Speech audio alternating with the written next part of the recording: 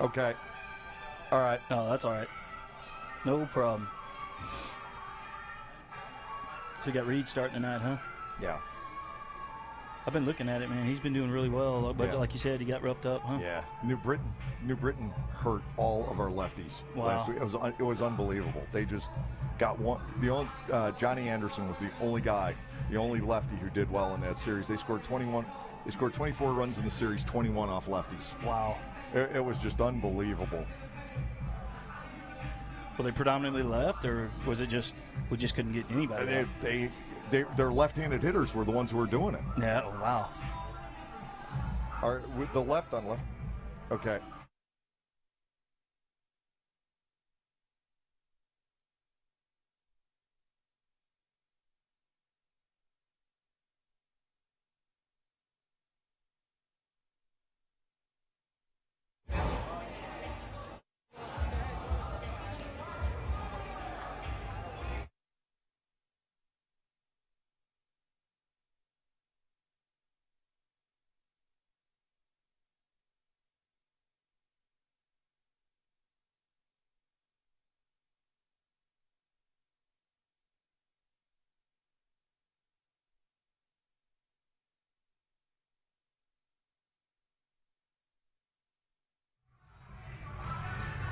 Good evening, everyone, from Clipper Magazine Stadium. The Lancaster Barnstormers and the Somerset Patriots clash in the first of a three-game series. They are the two division leaders, but both in a fight to hold on to that lead. Each club leading its respective division by just 2 games. The Barnstormers 2 up on Sugar Land, Somerset 2 up on Long Island. We'll be back with play-by-play action here at Clipper Magazine Stadium in just a moment, right here on Blue Ridge Cable 11.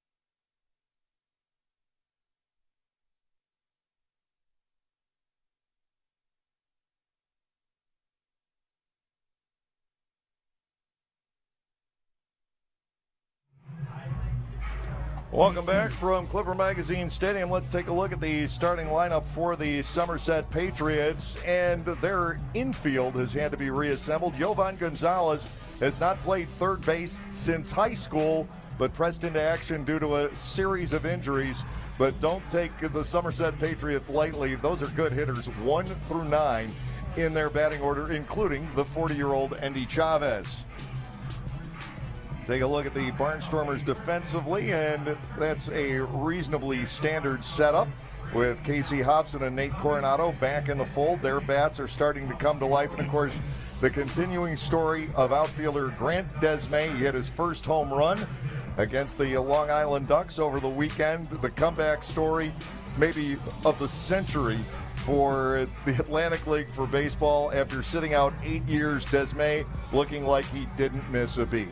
Left-hander Nate Reed on the hill tonight for the Barnstormers, and sitting in with me is one of Nate's former teammates here in Lancaster, Dwayne Pollock, back in town for a visit. And Dwayne, what do you remember about Nate? Oh man, I tell you what, he was a great pitcher when he was here. In fact, we lost him to a good Mexican League team when he was here earlier during that season. Lefty, mid-90s. I mean, explosive stuff. You should see a lot from him today. His record 5-1. He lost to the New Britain Bees his last time out. He won his first 5 starts of the year. At that time, he was the Atlantic League Pitcher of the Month. He led the league in ERA. Now 5-1 with a 3.09 ERA. Nobody's going to cough at those numbers. And he's facing left-handed hitting Julio Borbon, leading off for the Patriots here tonight. The first offering is low for a ball. It is 1-0. Reed from just up the road in Reading, trying to tie for 5th place on the Barnstormers all-time wins list. If he can pick up a victory here tonight. Line drive, that is over the head of the first baseman Hobson out the right field. It'll be collected by Desmaid. Bourbon is on. Julio Bourbon continues a recent hot streak. He has reached base safely in 18 out of his last 19 games. 322 over the last 23 games his average. Just a clean stroke at the second pitch. And now Reed has to deal with a base runner. And where Nate has been having the problems lately is left-handed batters. He gave up the 3-run home run to Jamar Walton of the Bees his last start. And now Endy Chavez stepping in, a longtime major leaguer. Still going at it, his second season in this league. He played for Bridgeport a couple of years ago. Looks at a strike, says Buzz Albert. It's 0-1. That's great. First pitch strike right there. That's good. That's key in a situation like this.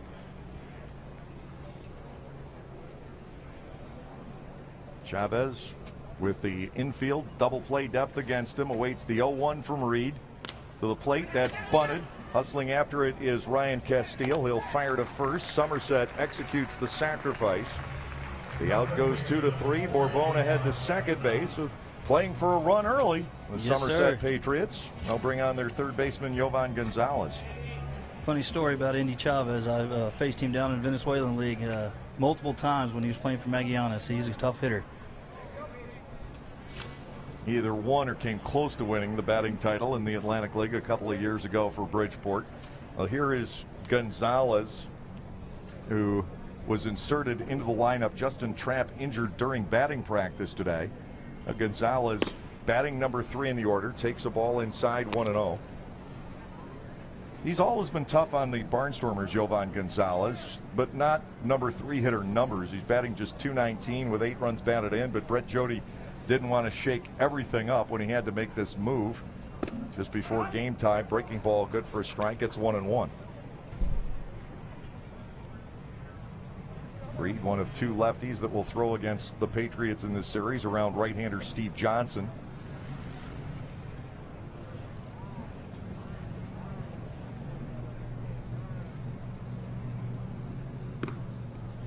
Now 2-1. On deck is Danny Dorn, the first baseman. Dorn's a left-handed batter. Well, they're not shy about using the lefties in the lineup against Reed. On the other hand, Brett Jody has 4 injuries. He's not blessed with too many options. Yes, sir. Chopper foul off his foot. 2-2. Seems like there's a lot of lefties in the league already, this year. There are teams with a tremendous number of left-handed hitters. The Southern Maryland Blue Crabs don't have many, but it doesn't fit their ballpark very well to have left-handed batters. And we don't have as many as we normally would here. Mostly switch hitters on this ball club. That's a good thing to have in your lineup as well. At one point we had 7.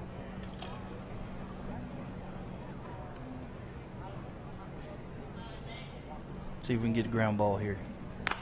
There it is. Right back to the hill. That'll freeze the runner at second base. Toss to first, and Reed retires Gonzalez. Second out. He'll face Dorn, the first baseman. Danny Dorn got off to a dismal start with the Patriots, but he has certainly picked up the pace. 298 overall with a homer and 21 runs batted in. Sits safely in 15 out of his last 16. Second out for Reed. He's pitching under a steam bath. It is as hot and humid as it gets here in Lancaster tonight. Ground ball toward the middle. Reed lets it go. Frias was right there. Nate Reed pitches himself out of the inning. We'll talk about Dwayne being acclimated to this weather. The rest of us are not when we come back at the end of the half The Patriots nothing, the Barnstormers coming up.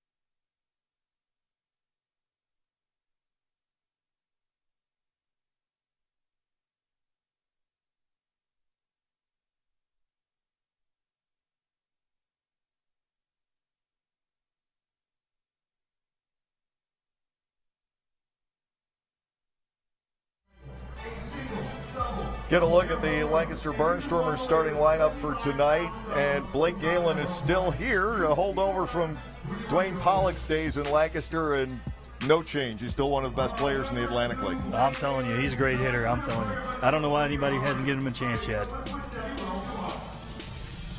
And of course, you haven't had the experience of watching Darian Sanford play, which in itself can be a lot of fun.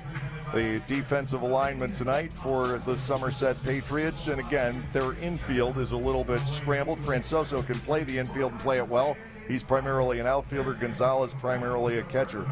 There's Kyle Davies on the hill for the Patriots tonight. He comes in at 0-3. Davies, a veteran major leaguer, and I'm not overselling that. He has made 144 starts at the major league level. He has won 43 games at the pinnacle of baseball, but he has yet to win one in the Atlantic League.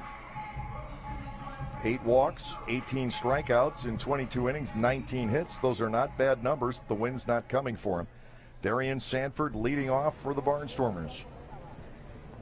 Davies to the plate. Sanford challenged by a fastball, swings and he misses. No balls and a strike. Kyle Davies was a 4th-round pick for Atlanta all the way back in 2001 out of high school. He is a 34-year-old. He'll turn 35 later on this season. Sanford spins out of the way. It's a ball and a strike. I like seeing guys come out being really aggressive right there, first pitch, trying to get things rolling in the first inning. We'll see if Sanford tries to challenge Gonzalez, who hasn't played third base in quite a while, with a bunt in that direction. 1-1 pitch. Instead, he rolls one down there, but foul to get the 1-2. Now, Dave, if we don't mind here, if that ball was fair, he would probably be on right there, wouldn't he? He can beat most of those out, especially when he's batting left-handed. Squibber down the third base line. Now, he is a blur. Ross signed him off a video where he just saw Sanford's speed, and everything else has to some extent been a work in progress. The 1-2 runs outside, 2-2. Good take right there. Everybody knows the last thing you want to do is walk Darian Sanford leading off. It could be the first step in what I've dubbed the Darian Sanford home run. The 2-2 pitch fouled away. He'll take this at bat to pitch number 6. Enjoying being back in Lancaster? Oh, definitely. I'm sorry I had to bring the heat back with me from Texas, but, it's a beautiful night, and it's always good to be back here at Clipper Magazine. Well, it's good training for the Barnstormers because they go to Texas next week. To Sanford, ball 3 inside and low. Full count pitch coming up, and he is electrifying when he gets on base. He could be electrifying getting there. This is definitely what you want from your leadoff hitter early in the game right here. Pushing the count. Here's the payoff. He gets the walk.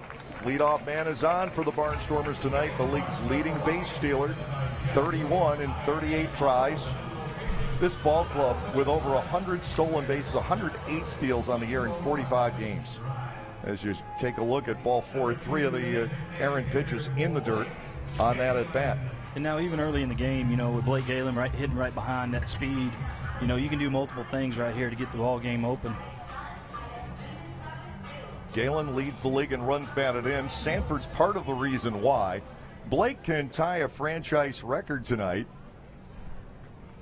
We'll get to that in a second. Throw to first. Sanford is back. Galen has driven in a run in 8 straight games.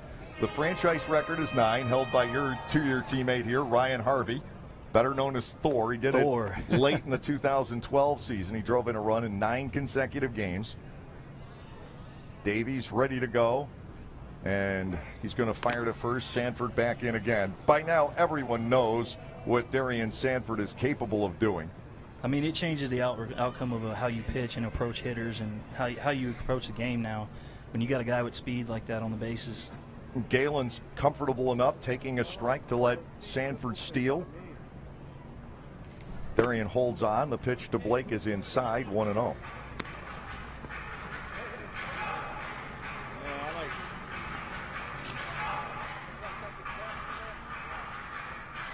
Sanford looked like he was leaning, and was he upset that he didn't go there? But it's 1-0. Runner stays put, and that's ball 2. Of course, Davies could be rushing because of Sanford's presence on the bases. Oh, yeah. Like I said earlier, you know, when you got a guy with speed like that, it just kind of gets a little in the back of your mind that, you know, it takes kind of a toll on what you do out there as a pitcher. 2-0 coming to Blake. He swings and yanks a foul down the right field line, out of play. 2-1. And Galen has been hitting the ball hard. He has 6 home runs the last 12 games. He's just out ahead of that.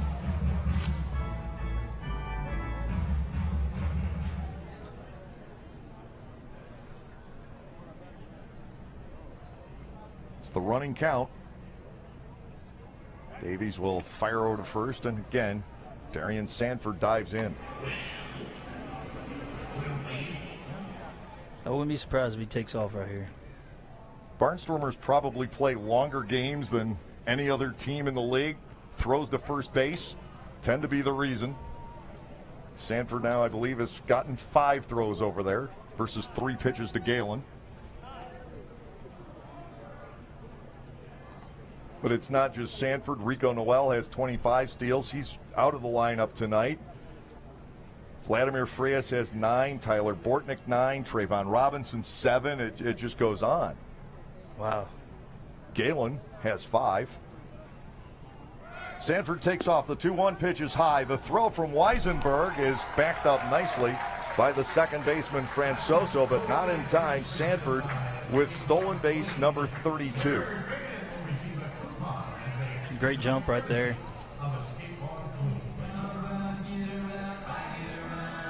Well, it's always good to have that speed. You know, you force bad throws on the base path. You control the game a little bit better with the pitches and the counts. His 77th stolen base in 104 games for the Barnstormers, is 10th in the last 7. Now you got a 3-1 count at the plate with Blake with a base open. Here's the pitch. Galen drives it foul, spoiling that. And he'll continue. Castile and Hobson will follow, and there's nothing that says Sanford's not going to steal third here. That young fellow has a prize.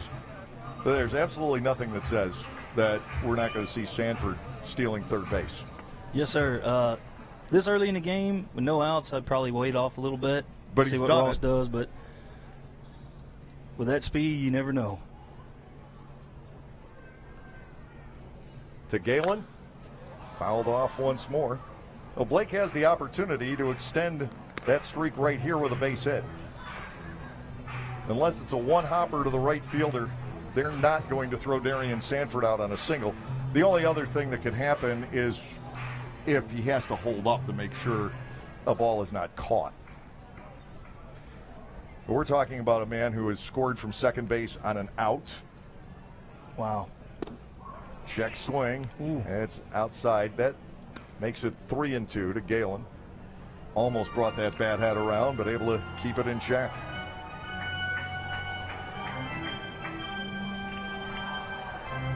Davies already up to his 15th pitch.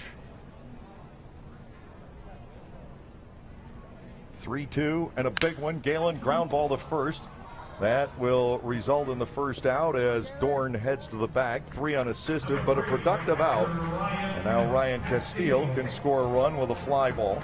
Yeah, I'm sure Blake would want to trade places with him right there, but he did a good job getting the runner over and, playing for that run. That's what I always liked about Blake. He was able to do whatever he wanted to with the bat and give himself up when he needed to, and then in clutch situations give you that long ball if you needed it. Castile, 336 hitter, 7 home runs. His turn to catch tonight. The pitch from Davies. Fastball in there for a strike call. It's 0-1. Looks like Davies still got a little zip on his fastball there.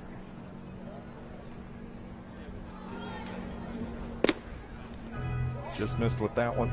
We go to a 1-ball, 1-strike count. Castile 9 for 12, driving in a runner from third base with fewer than 2 outs. This ball club has been very good at that. Here's a 1-1. Bends outside and low. Casey Hobson, the first baseman, waits on deck. Now, Dave, have you seen any difference in the strike zone here in minor league baseball or Atlantic League with the rule changes or anything? They've made it high. They've raised it back to the original intent of the strike zone here in the Atlantic League. I think it's, to some degree, been a tough adjustment for some of the umpires to do that, but I think we're past that point. To Castile, 2-1. Swing and a miss. Good 2 balls and 2 right strikes. There.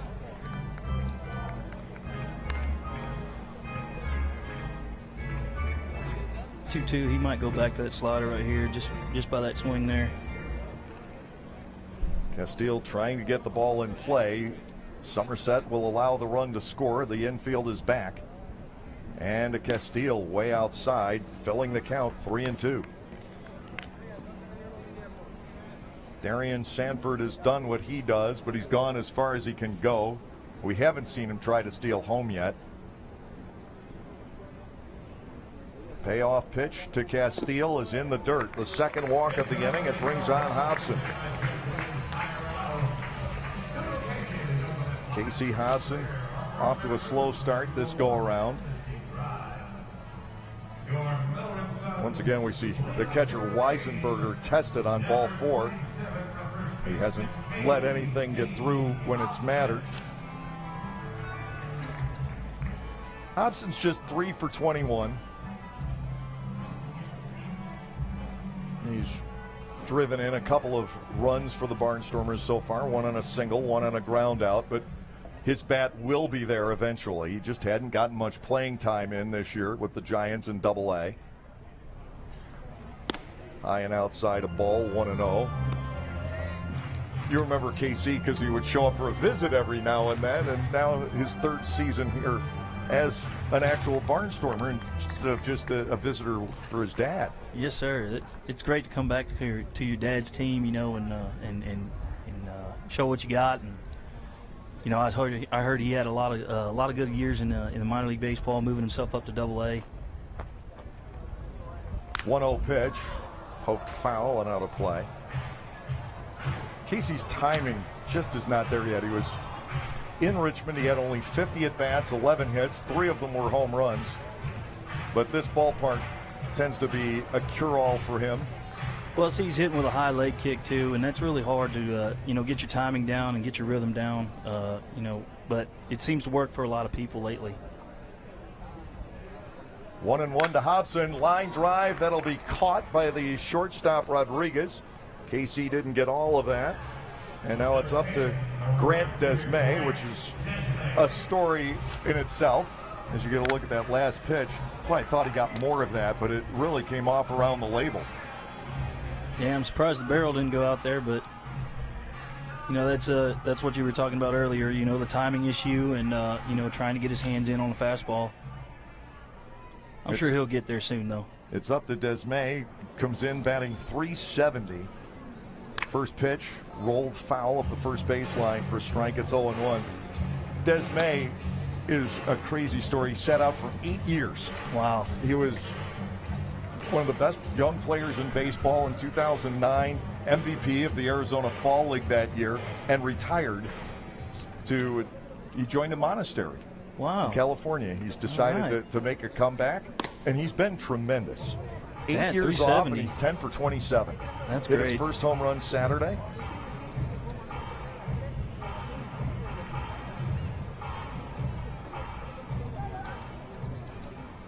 1 ball and 1 strike.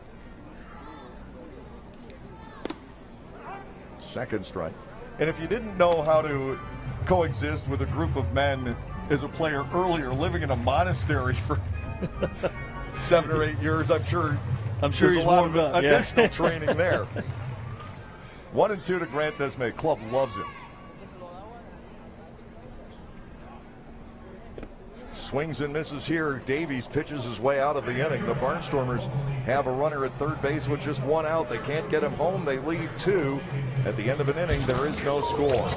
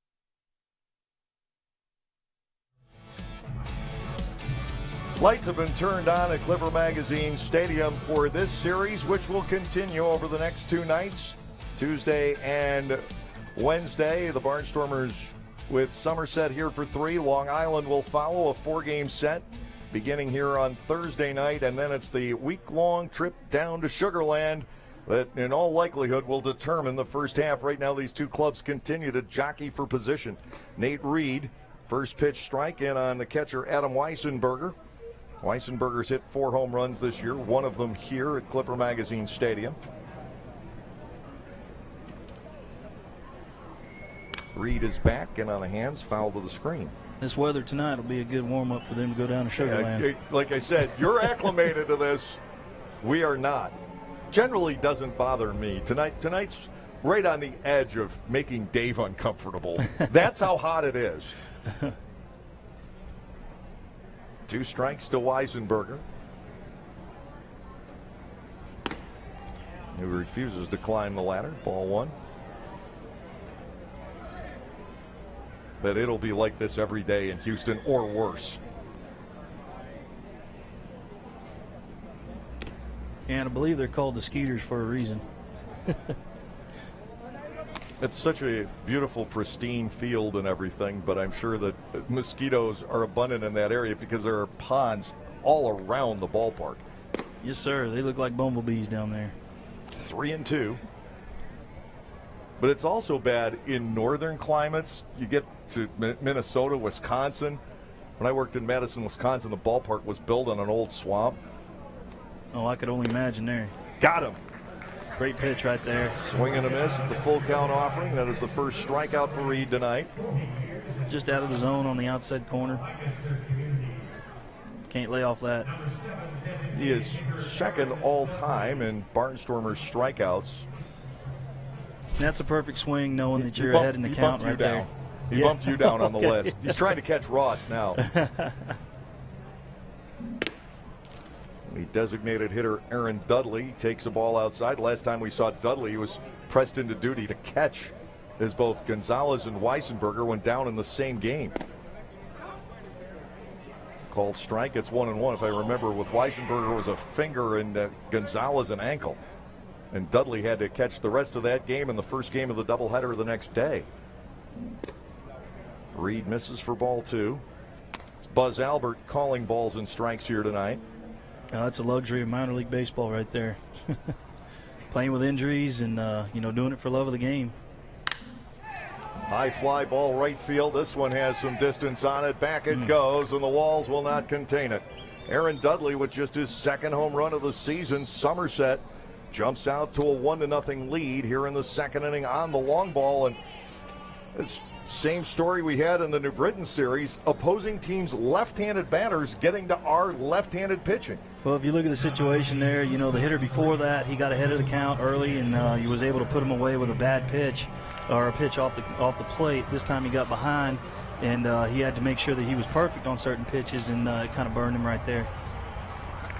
Reed giving up the home run ball to Dudley. Yeah, that was in and off the plate. That's exactly where these guys want it in this situation in this park. First pitch strike to Alfredo Rodriguez, who's cooled off since a hot start, but still batting .286. I gave up a few homers here in my day. I think everybody has. I think so too. You just have to shake it off when you're in this yard. Going the other way is Rodriguez, but that will fade foul. Yeah, even that pitch right there, a guy hit the ball foul like that, you cringe with those right-handed hitters.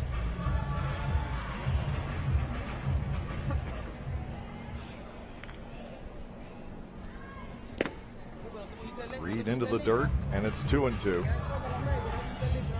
We gave up just the one home run, the big 3-run blow to Walton that last time out, but he was reached for 8 hits in 4 innings.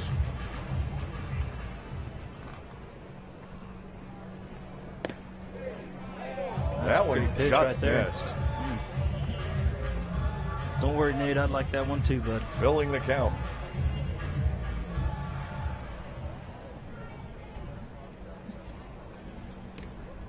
He went too far. Second strikeout of the inning. Reed changed speeds. Both strikeouts have come on ball 4 out of the zone, but Reed can tantalize hitters enough with some of his off-speed stuff.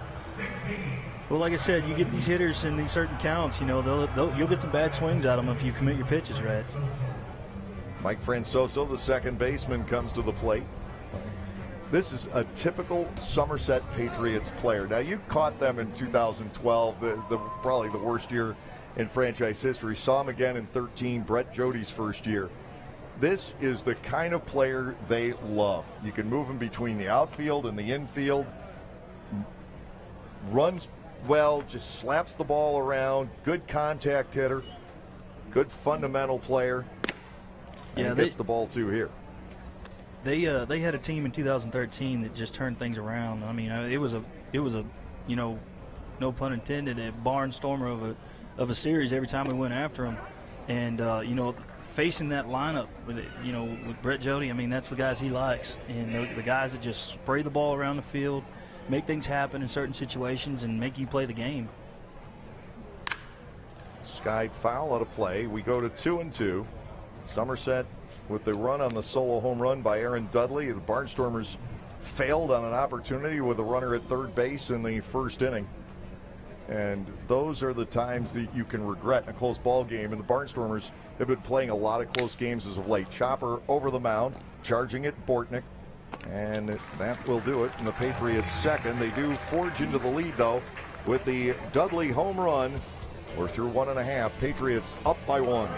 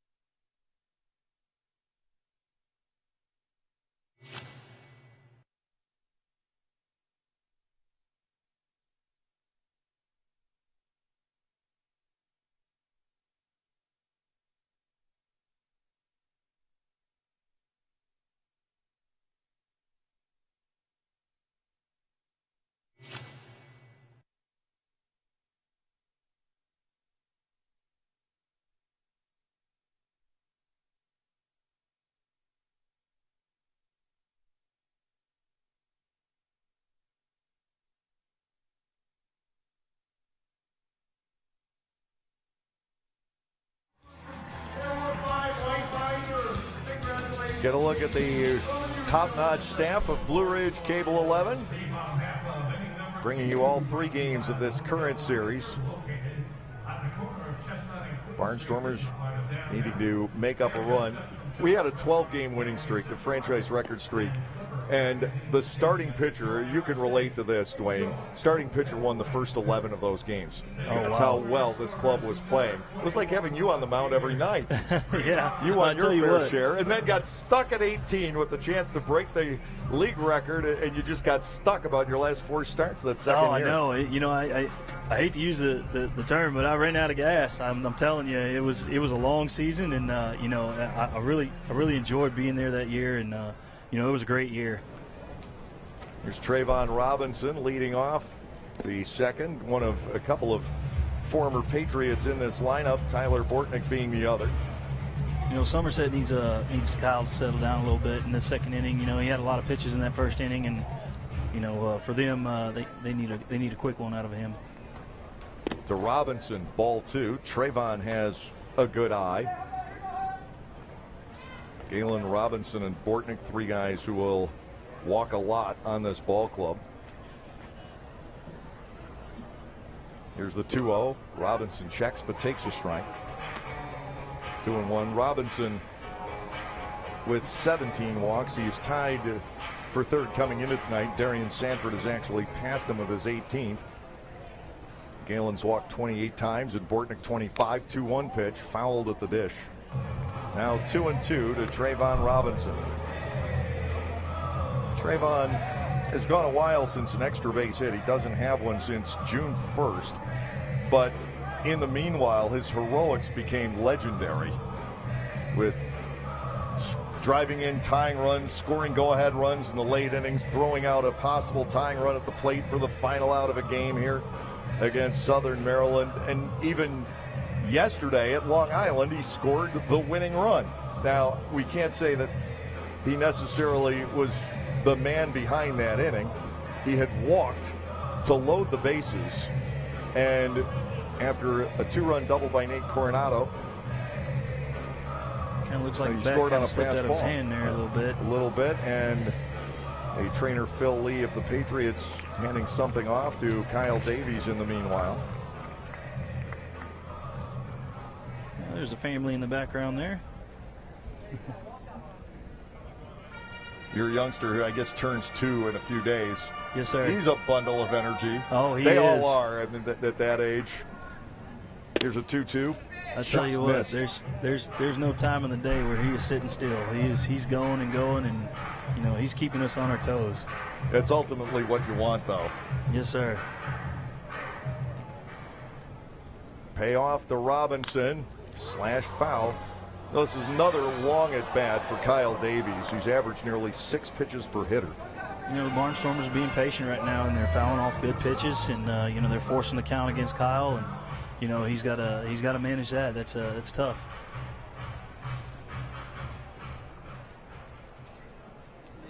Payoff on the way again, line drive, and that's cleanly into left center field over top of Alfredo Rodriguez. That's a great lit off the bat right here, especially with a guy that's struggling on the mound, trying to get the ball, trying to get a rhythm. Then you foul off a few pitches, and then you end up with a base hit like that right up the middle. Robinson's on. They can't take him for granted on the bases either. He is 7 for 8. Vladimir Frias stepping in. Vladimir continues to have a wonderful season. He's batting .348, which puts him number 2 in the Atlantic League batting race coming into tonight. Robinson, the runner at first, nobody out. And Vlad looks at a ball upstairs, 1-0. Kyle Davies continues to go deep into counts. The Barnstormers 2 nights ago facing Matt Larkins, who just doesn't do that. It's go after the first pitch. It might be the best one you get. Robinson goes. The pitch is inside. Weisenberger's throw is in good shape, and they get Trayvon.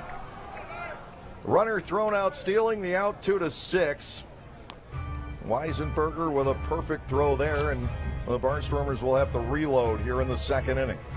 The stolen base is such a big part of this team's offense, and it took a perfect throw And that's what Weisenberger gave Somerset, the tag there by Rodriguez. Now a chopper right side of the infield. The second baseman charging. Great backhanded flip by Francoso. What a wonderful play that was. Frias is retired 4-3. What a great play right there. Boy, he's smiling about that one, and he has every right to. But what a wonderful play between Francoso and Dorn. Look at that. Out of the glove. Not even hesitating. Just the backhanded flip. It would be so easy to miss on that play. Oh, that was great. You know, fling the ball any which way. You know, it's just natural instinct right there. You know, some of these guys make it look so easy. 2 outs in the inning. And it's all left up to Nate Coronado, who had the big hit in the 8th yesterday, a 2-run double over the head of Daniel Fields. Take another look at that one. That's just coordination. Strike to Nate. It is 0-1.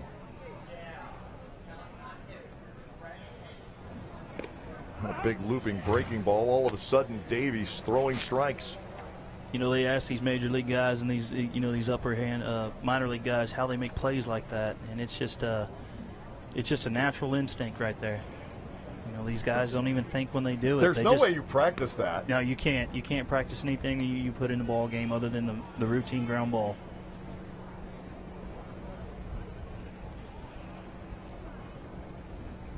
One-two offering, missing. Davies has run the count significantly deep again. 42 pitches for him here through an inning and 2/3, but he's working with the lead. That is why. Full count coming up to Coronado. A very good opposite field hitter. He's a good fit for this ballpark. Playing third base tonight. Davies with the payoff pitch, bounced back to the hill, and after getting his head out of the way, Davies responds, firing to first. Ground balls get him out of the inning after the leadoff base hit and the runner thrown out stealing. Lancaster down through 2, 1-0.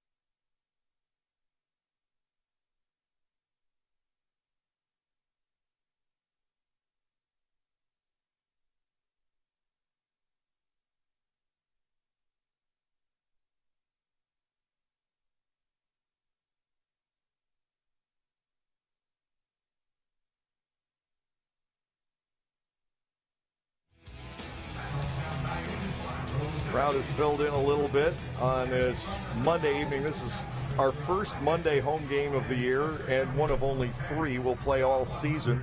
Schedule a little bit choppy this year with the Road Warriors and 126 games instead of 140. Plus some teams are doubling up, taking Mondays off and doubling up later in the week. We get 1 or 2 of those in the second half. Yeah, it's quite a bit different schedule than we were playing, you know, back in the 2012 and 13. Next year we'll be back to 140 game season as we move down south. High Point, North Carolina coming into the Atlantic League to replace that empty spot. Road Warriors, of course, are just a franchise placeholder. People are, the Road Warriors are moving to High Point, or Bridgeport's moving to High. Not really. It's just kind of a placeholder. Is that because of Camden or Bridgeport? Oh, Bridgeport. Okay. Yeah, Camden went to New Britain. Okay. And Bridgeport, the city of Bridgeport, by the end of last season, did not want to renew the ball club's lease. I think there had been an extension into year 20, and the city decided that was it. The owners of the franchise wanted to continue. But the city said, no, we want to use this land for other purposes. 1-2, partial swing. He went too far. Piccioli is gone. That's strikeout number 3 for Nate Reed. He's got 36 and 37 in the third innings this year. And as a Barnstormer, just shy of 1 strikeout an inning.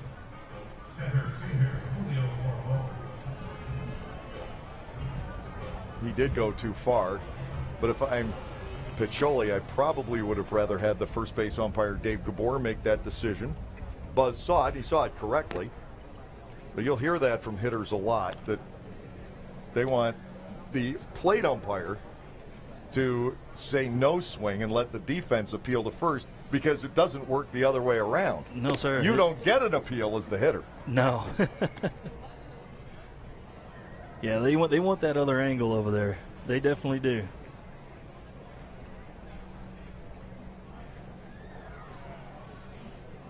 (2-0) on Bourbon. That is nailed toward the Barnstormer dugout. It's gone. It's great they put those nets up now. With all the fans there right now, and the little kids that want to be close to the field, close to the action. I'm glad they got those nets up there now. Better safe than sorry. Yes, sir. 2-1, hammered to right field. Back on this goes Sanford, and he will be there. A little too much air underneath that for Bourbon. It sounded amazing off the bat, but he got underneath it. Sanford with the play. Yeah, a lot of thick air tonight. So yeah, the only reason Darian might slow down by the end of a game is all the accumulated dirt on his uniform. Pity the clubhouse crew washing his out every night. He probably puts on an extra few pounds when he's done with the game.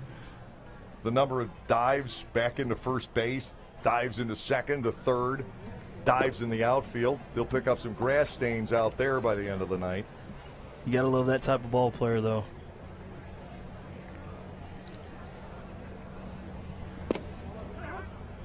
One and one on Endy Chavez, a well-traveled major league veteran. Tell you what, Nate Reed's probably really happy that he has him in center field right now, too. They all are. Ground ball, second base.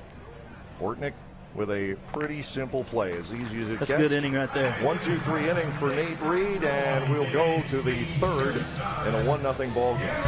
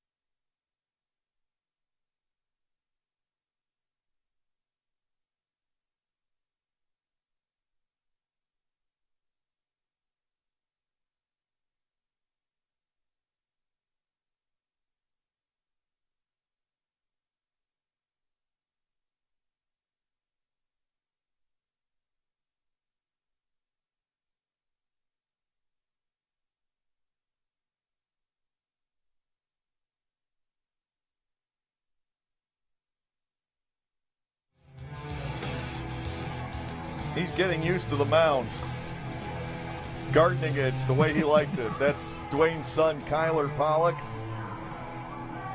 getting ready for that future 20 years from now.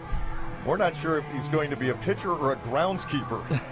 He was out there playing in the dirt the whole time you were on the field. Is your lovely wife, Teresa, carrying him off? There he is. Sitting back, enjoying a night with Mom and Dad once we spring you loose here. Yes, sir. Dave, I appreciate you having me up here. This is great. I thank you very much for this. Well, we are so happy to see you. Of course, you had a chance to catch up with Ross earlier and Blake, the two guys who were here. And I don't know if you had a chance to see Nate or not. No, I didn't want to really bother him too much today. He's on the mound, so I know how that feels.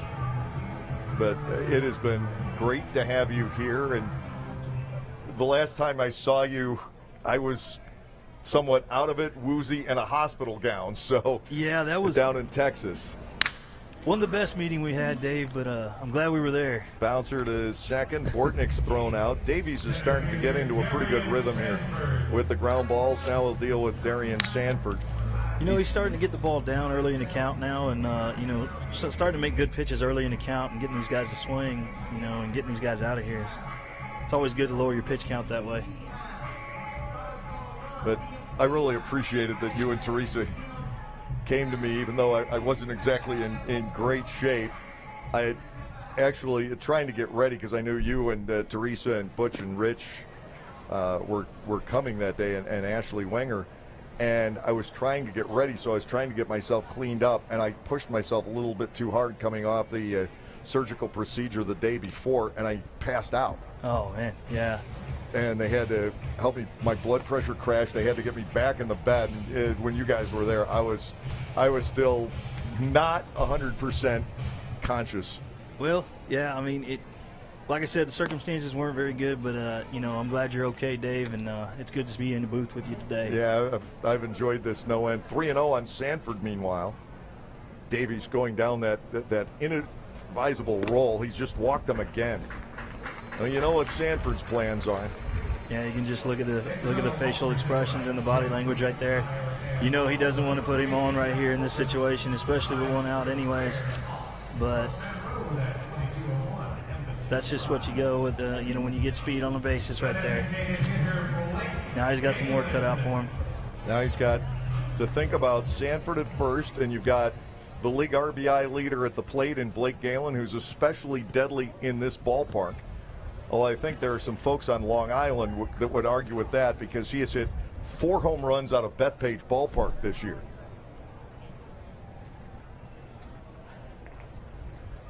Time will maybe called here eventually. Not quite. He threw over to first eventually. I was expecting Galen to ask for a timeout at the plate. You know, this inning right here, you got your leadoff guy on. You know, this is something to get something done here.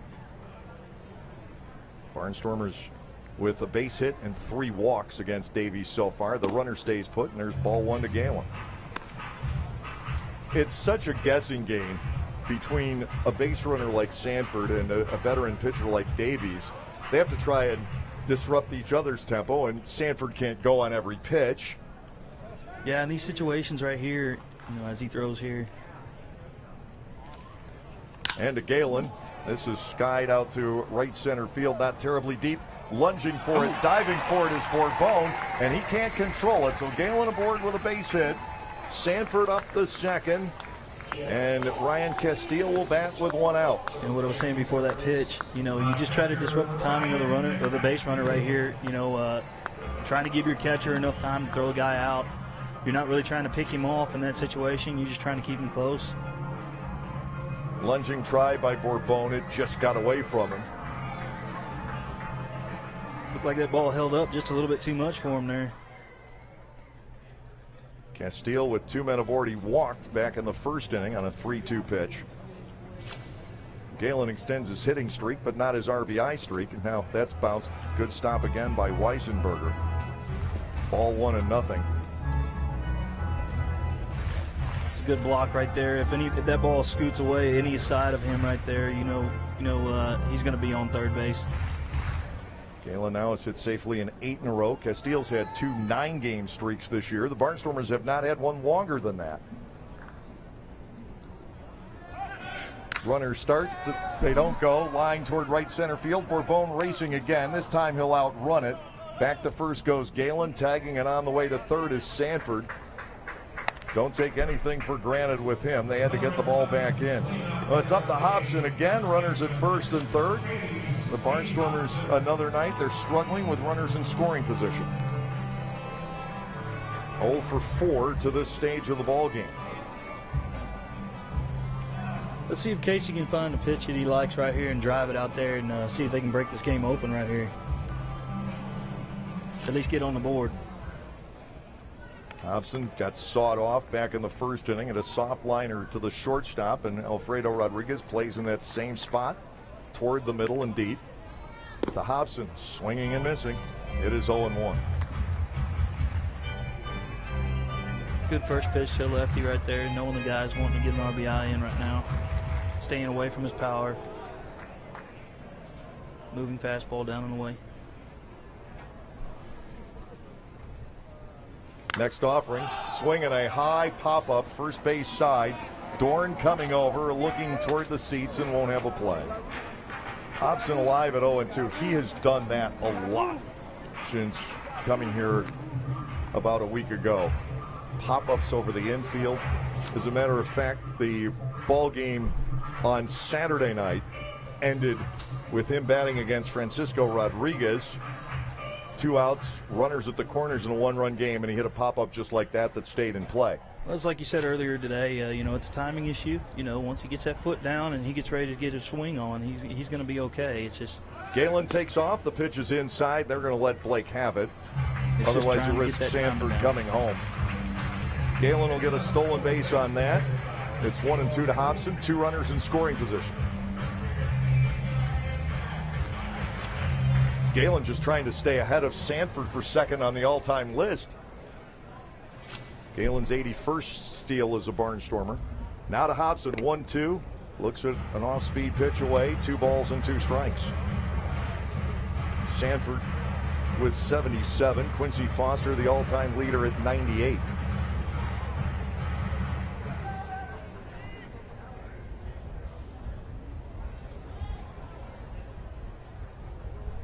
Davies working 2-2. The pitch reached for and missed.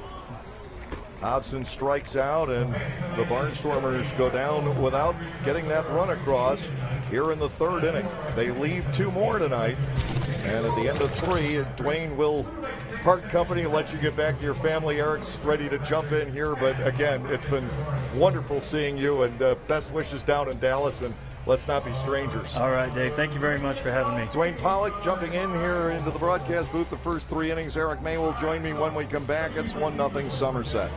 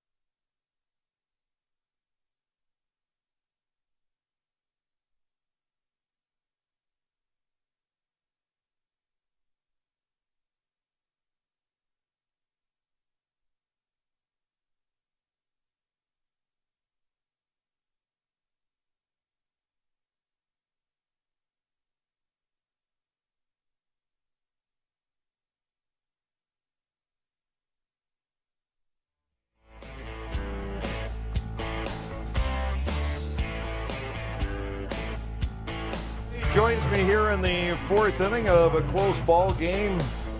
We get a look at Trayvon Robinson patrolling out in left field. Had dinner with Trayvon after we got back from Long Island last night.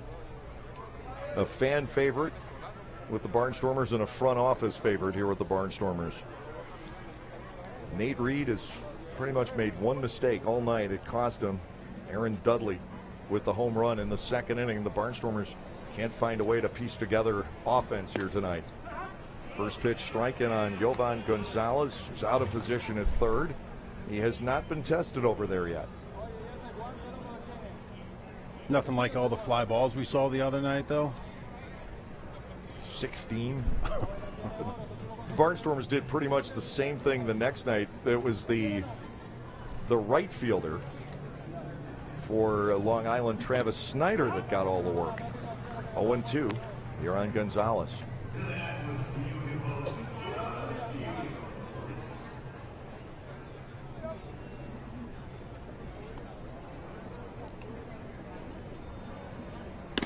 Pitch, fastball up top. He wouldn't chase. Ball 1 and 2 strikes. Big homestand for the Barnstormers. We're playing Somerset. Sugarland's playing Long Island. All eyes in the Atlantic League on these 2 series. 2-2. Everybody else not mathematically eliminated, but more or less faded out of the races. But you've got 2-run gaps in both divisions. Barnstormers in Somerset leading. Sugarland and Long Island trying to play catch-up. That's line to right. That is a patented Jovan Gonzalez base hit. It's played by Desmay. He'll fire it in. Lead-off base hit for Gonzalez. He has hit balls to the opposite field regularly against the Barnstormers here these last 2 years. Well, I thought for sure when that left the bat that was going to be an automatic double. I thought it was going to keep tailing in towards the corner, but Desmay, a nice job playing it off the wall and keeping him to a long single. Well, relatively long single. There is such a thing to right field in this ballpark. Yeah. Here is Danny Dorn, the first baseman. Even in their game notes, they make the comparison to Roger Dorn. Fun. We watched that movie on the bus trip back last night, Major League, the original. That was Corbin Burnsen's character. Ground ball fouled on the first baseline. Oh, classic baseball movie. Love it.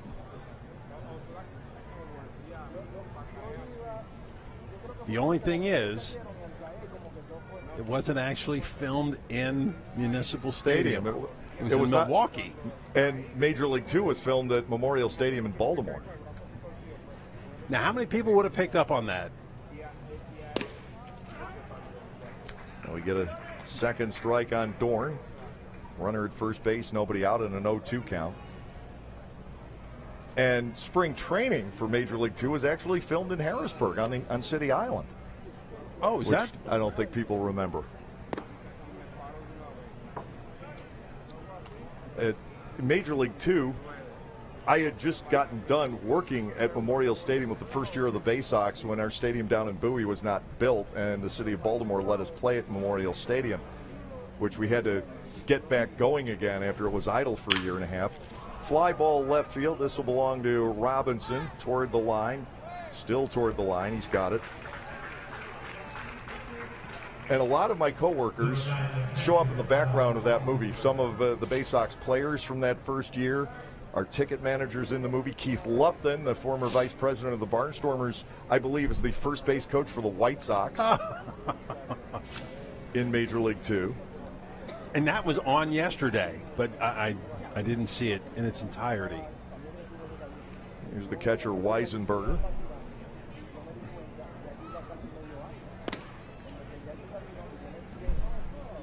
Reed misses in ball one. On deck is Dudley, who hit the home run earlier in the game.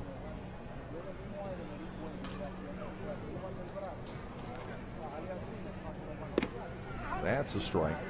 And we go to 1-1. Barnstormers got a quality start yesterday from Jonathan Albaladejo, although it was a borderline one. 3 runs in 6 innings, but Albaladejo, a guy, he just doesn't cave in. It could look like he's not having a sharp outing, but you don't see that many runs on the board. 2-1, and that's the way yesterday looked. So what exactly is the definition of a quality start then? 6 or more innings, 3 or fewer runs.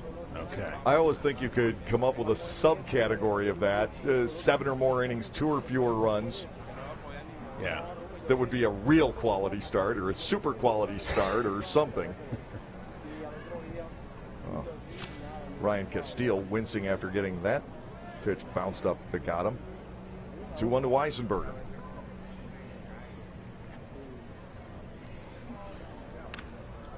Foul tip, 2-2. But a fairly good weekend, I guess. Well, taking 2 out of 3 up at Long Island is never easy to do. Yes. Those two teams have fought tooth and nail. These 6 games have been decided by a total of 7 runs this year. Ground ball to third. Diving stop by Coronado. He'll get the force out, and that will be it. But a wonderful play by Nate at third. Put a star by that one in the scorebook. Not a chance for 2, but what a fine play by Coronado to at least get that lead runner. Weisenberger robbed of a base hit by the Barnstormers' third baseman. He is working so hard day in and day out with Anderson De La Rosa hitting fungos to him and Josh Bell out there working with him on his footwork at third base. It's the position he's going to have to play in his career. First pitch strike. It is 0-1 to Dudley. Take a look at Aaron's first at bat, the difference in this ball game, and there was little question about this when it left the bat. Grant Desmay hardly moved.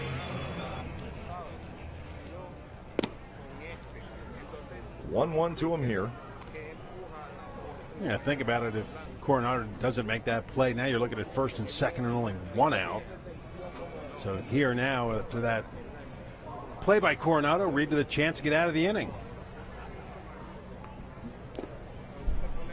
2 balls and a strike. What is somewhat unusual over the years and kind of disturbing. The Barnstormers have been out-homered in their own ballpark this year. 22-20 now. Second strike. We go to 2-2.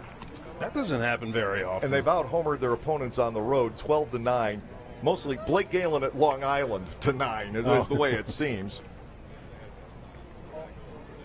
Of course, this is a home run friendly ballpark, as you know. Here's a 2-2 pitch. Bends low, full count, and Weissenberger will be taking off here. Is it just me, or does it seem like home runs are down this year in the Atlantic League? They are down, but a lot of that I think has to do with the Barnstormers ball club, because we usually have bashers. But Ross didn't build the team this way. Runner goes, ground ball toward the middle. Frias goes over, gets there, spins, throws, and he got him! Oh, what a play by the man from Vlad! We thought Coronado turned in a gem. What a spectacular play, and he threw that from the seat of his pants.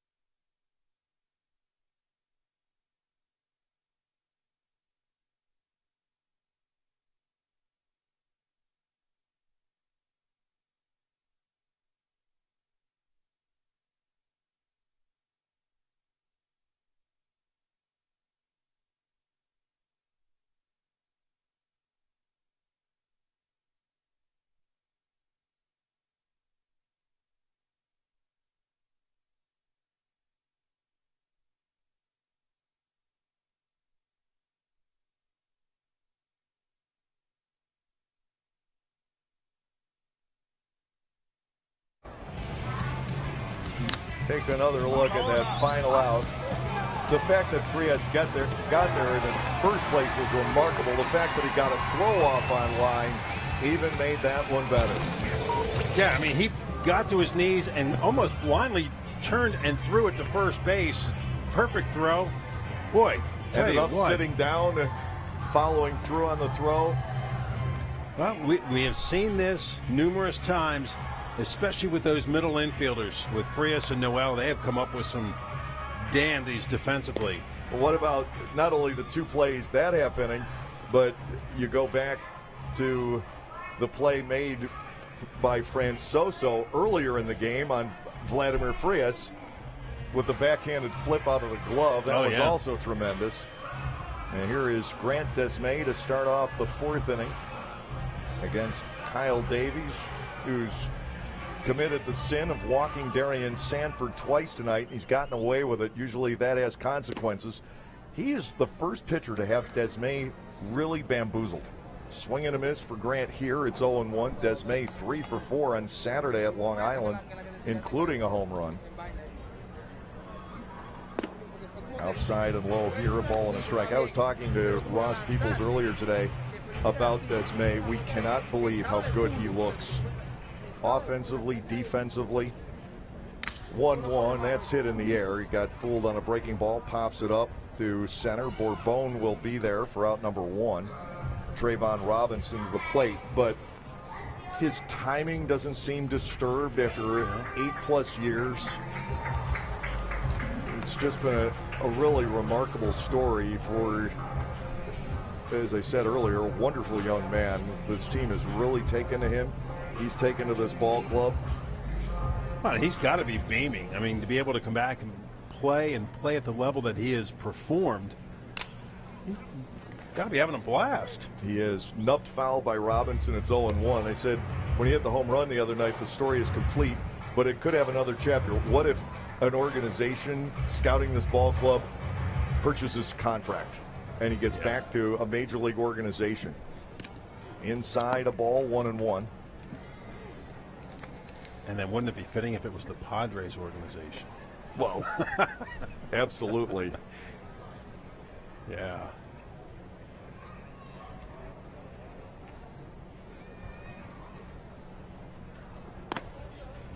Ball 2 to Trayvon.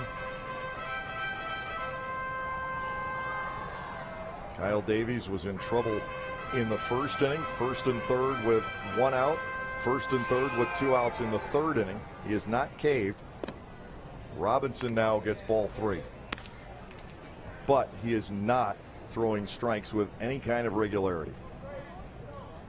And sometimes you get away with it. Usually it has consequences. To Robinson. That is strike 2 on the outside corner at the knees. Trayvon did not think so. Well, it'll be interesting to see what happens in the next couple of innings, too, because, I mean, it was just brutally hot today. Now, granted, some guys like to pitch when it's more hot and humid.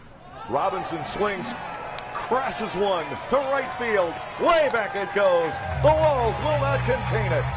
Trayvon Robinson with his second home run of the year has tied the game.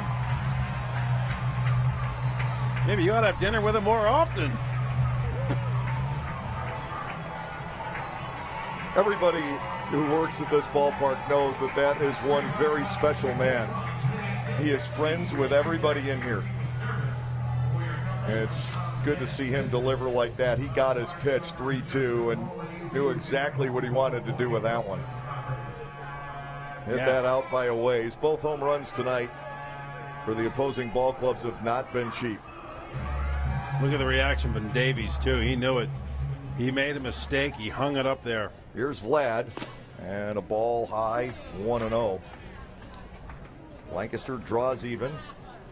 Still 1 down in home runs in this ballpark this season. Good-looking breaking ball. Frias could do nothing but watch that one. They're in the top of the 6th already at Bethpage Ballpark with a half-hour earlier start, and the Ducks are up 5-0 over Sugar Land. 1-2. So both those ball clubs watching this game, both our ball clubs watching that game.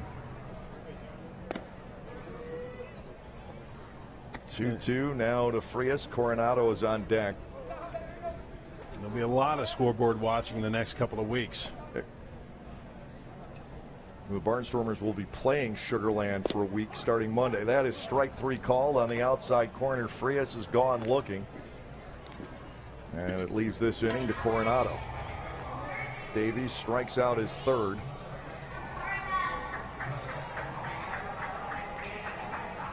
Frias 0 for 2 at the plate tonight, but you can't take that defensive gem away from him. That's the second truly remarkable play he has made. He made a catch on a pop-up into left field at Long Island on a first trip there that was absolutely remarkable as well. Coronado lifts one to right field. Did he get enough?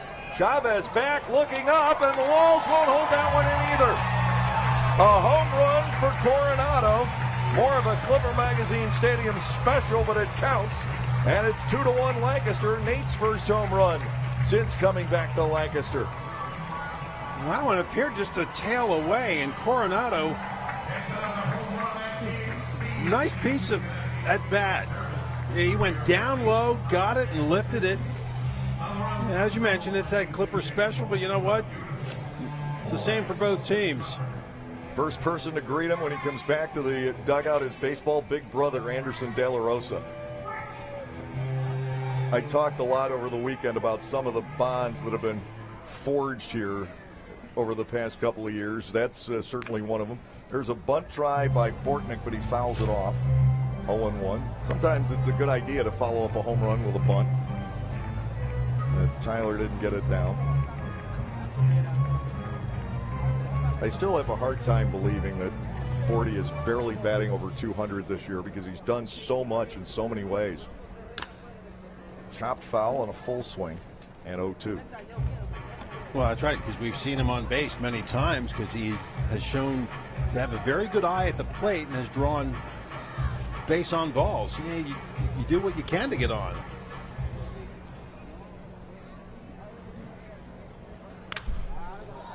To the right and foul. Still 0-2. The Barnstormers, when this team became assembled this year, did not have a guy who is an everyday third baseman. So it's sort of been, in some regards, an audition at that position. 2-2 now, and Bortnick's played it. We've had Coronado and Garcia there more recently, even one game with Joey Terdoslavich before his contract was purchased. Right. So it's been mix and match at that position. Which could be really a two-sided coin. Yeah, you want to have somebody that can play there every day, but at the same time, it's got to give Ross some peace of mind knowing he can plug different people in there and know they can do the job.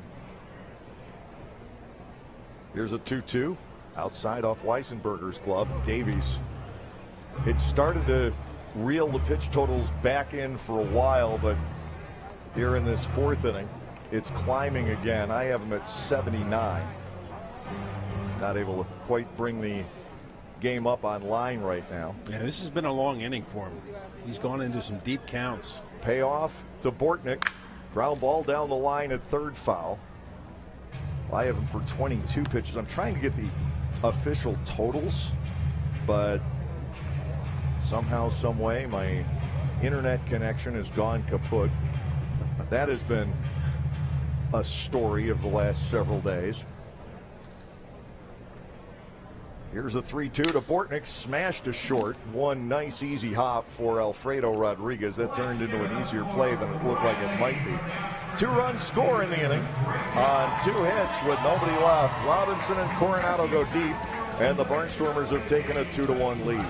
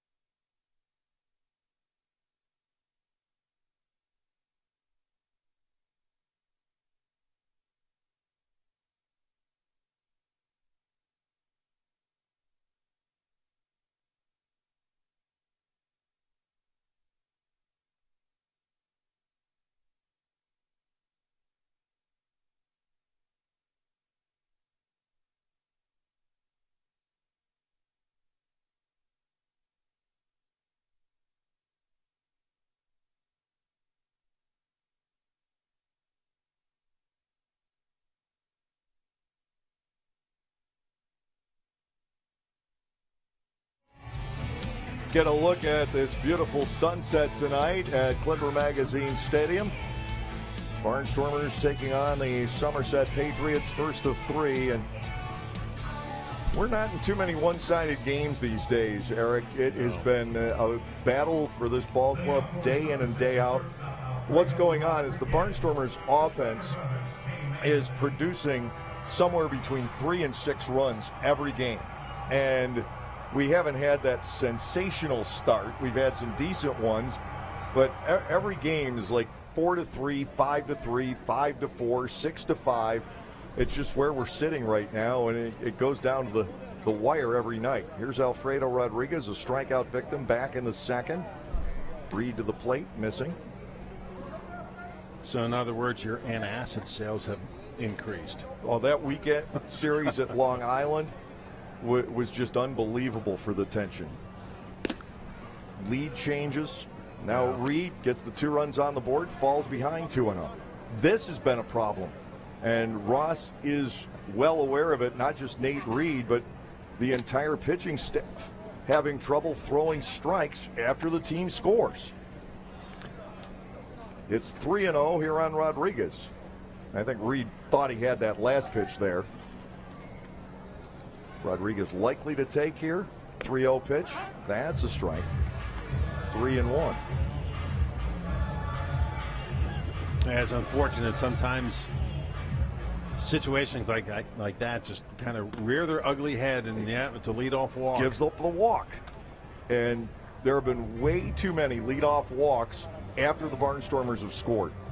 And that's why teams are staying in games. The Barnstormers have not been able to put games away. The big case in point was Saturday night at Long Island. The Barnstormers were on a roll against Matt Larkins. They had 6 straight hits and took a 3-1 lead in the top of the second. Bases loaded, nobody out. Did not score again that inning and gave up a run in the bottom of the inning. And yes, it started with a leadoff walk. Oh. Throw to first base, and back in is Rodriguez. Yeah, it's funny how you, not funny, but you look back on it and how one inning can really set the tone for the rest of the ball game. And Long Island ended up coming back to win 6-5 that game, even though the Barnstormers out-hit them 15-5. There's a bunt back toward the mound. Reed looks to second, throws, and gets the force out. What a big gamble on the part of Nate Reed. It paid off. Francoso safe on the fielder's choice. Out 1-6 is Rodriguez. Yes, well done by Frias. Able to hold the bag. And you know what? Reed had no choice. When he turned, he had the fire, not knowing if Frias was going to be there or Bortnick was going to be there. They were, I guarantee, shouting 2-2-2 the whole way. 1 out, runner on, and here is Justin Pacioli. He struck out back in the third. Reed to the plate, and a ball is low. Francoso has stolen 7 in 10 tries this year. I was talking with Dwayne Pollock earlier about how Mike Francoso, Justin Pacioli, these are players that just thrive in Somerset. Chopper on a full swing. That ball needs to kick foul. They let it roll, and it's going to hold that grass line. Again. Barnstormers are getting burned on those left and right, and we can't seem to ever get one. It's first and second with 1 out now for a guy who swung the bat very well both times tonight in Pedro Borbon. How does that ball not go foul? Well, especially once it hit the grass, I thought for sure, well, you could see the rotation of the ball. But it's also tailored to hold bunts for the Barnstormers' speed, but Lancaster can't seem to get a ball to stay there. At the last 2 series now, a ball in a potentially critical spot has hugged that grass line. My goodness. First and second with 1 out for Borbon. Reed's pitch inside, ball 1. Lancaster getting burned by its own field. Man. But I understand why you want it that way for the Sanfords and Noels and on down the line to try and hold bunts into fair territory. Reed in a fix this inning. Swinging a foul by Borbon. I was watching a little bit of the Red Sox-Mariners game yesterday, and there was one that went to third base line, and it actually hugged the grass line all the way down to third base. Or just about the whole way, because there's no grass at third base. But it's just funny. You think once it hits the grass, it's going to kick. Here's strike 2 from Nate. Francoso at second, Pacioli at first. The Barnstormers have just gone ahead in the game on the 2 solo home runs. By the way, the last 15 Barnstormers home runs have come with the bases empty. They have not hit a home run with a man on since May 22. That is a long time. And that was right toward the end of the 12-game winning streak. Bouncing ball, that'll be foul. Yeah, that's very uncharacteristic of a Lancaster ball club. We're so used to seeing guys that will just pop the ball out of the park. This, as you mentioned, is a different makeup, though. And Yeah, hopefully with the addition of Casey Hobson now back in Lancaster, that get a little more long ball production. You know it's going to happen eventually. Oh, yeah. Again, here's another guy that's just got to take some time to get back into the flow. So Bourbon outside and low. Well, this inning could go either way right now. You've got Reed against two left-handed batters, Bourbon and Chavez, but they're two good left-handed batters that don't seem to necessarily be bothered by the presence of a left-hander on the mound. 2-2 here. And that pitch, ground ball, managed by Hobson. They've got a race to first, and beating it out is Bourbon. Hobson with a really nice play, but now another infield single. And they're loaded for Endy Chavez. Yeah, and this is the right call. He did beat him to the bag. That's absolutely the right call. I saw it with my naked eye. Reed just tried to swipe the tag on and missed. A nice play by Hobson just getting there. He kept a run from scoring in all likelihood. Now we've got a visit to the mound. Ross Peoples is coming out. Yeah, situation now where Reed needs to dial up a tailor-made double play ball. Get out of this inning. A walk and two infield hits. And the Barnstormers with a 2-1 lead. They're on the ropes here in the fifth inning. And it looks like Lancaster will have maybe a chance to pick up a game in the standings tonight. I mentioned Long Island up 5-0. Still 5-0 into the seventh inning.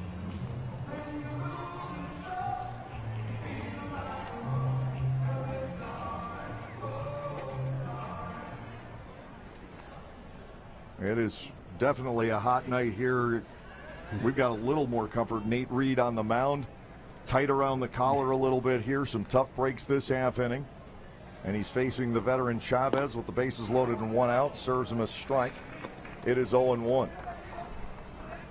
Boy, this would be a great escape if Reed can somehow pull it off in this fifth inning.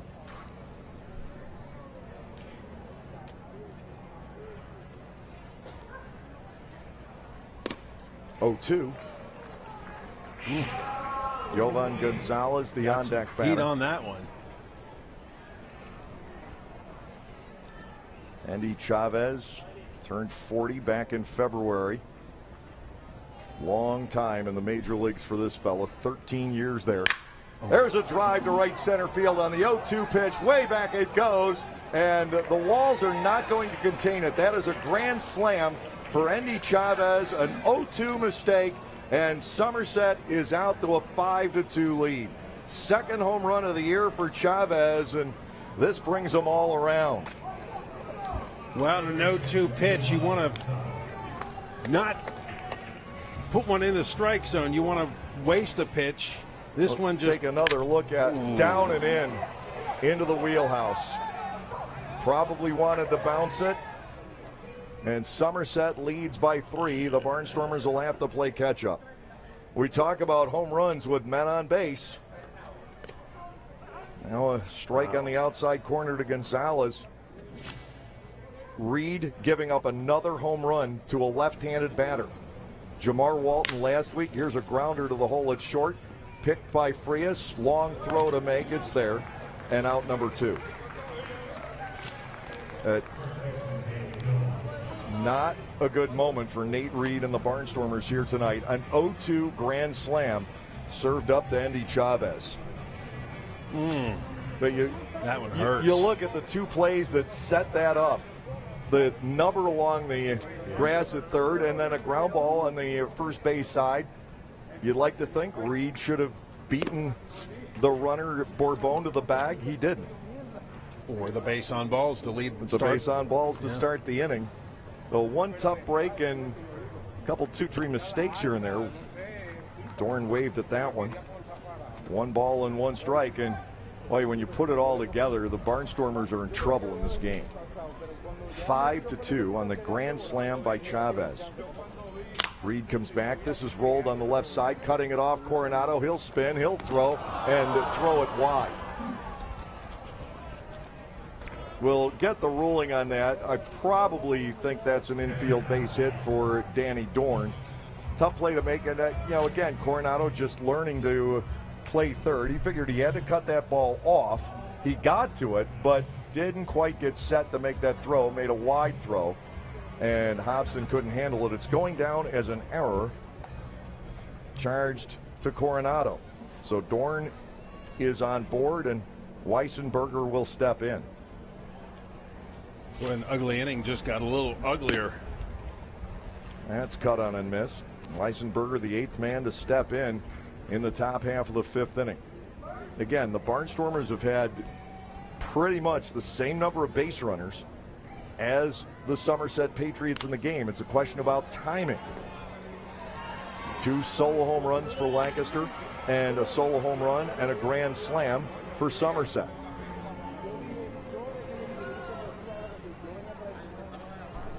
Now the error extends the inning, makes Reed work even harder. Nate probably maybe done. I'm not sure probably is the right word. There's a swing and a miss. So he gets Weissenberger, but this may be it tonight for Nate. We'll see. 4 runs in the inning on the grand slam, the only ball that left the infield on 3 hits, an error, and 1 left. Halfway through regulation, it's now 5-2.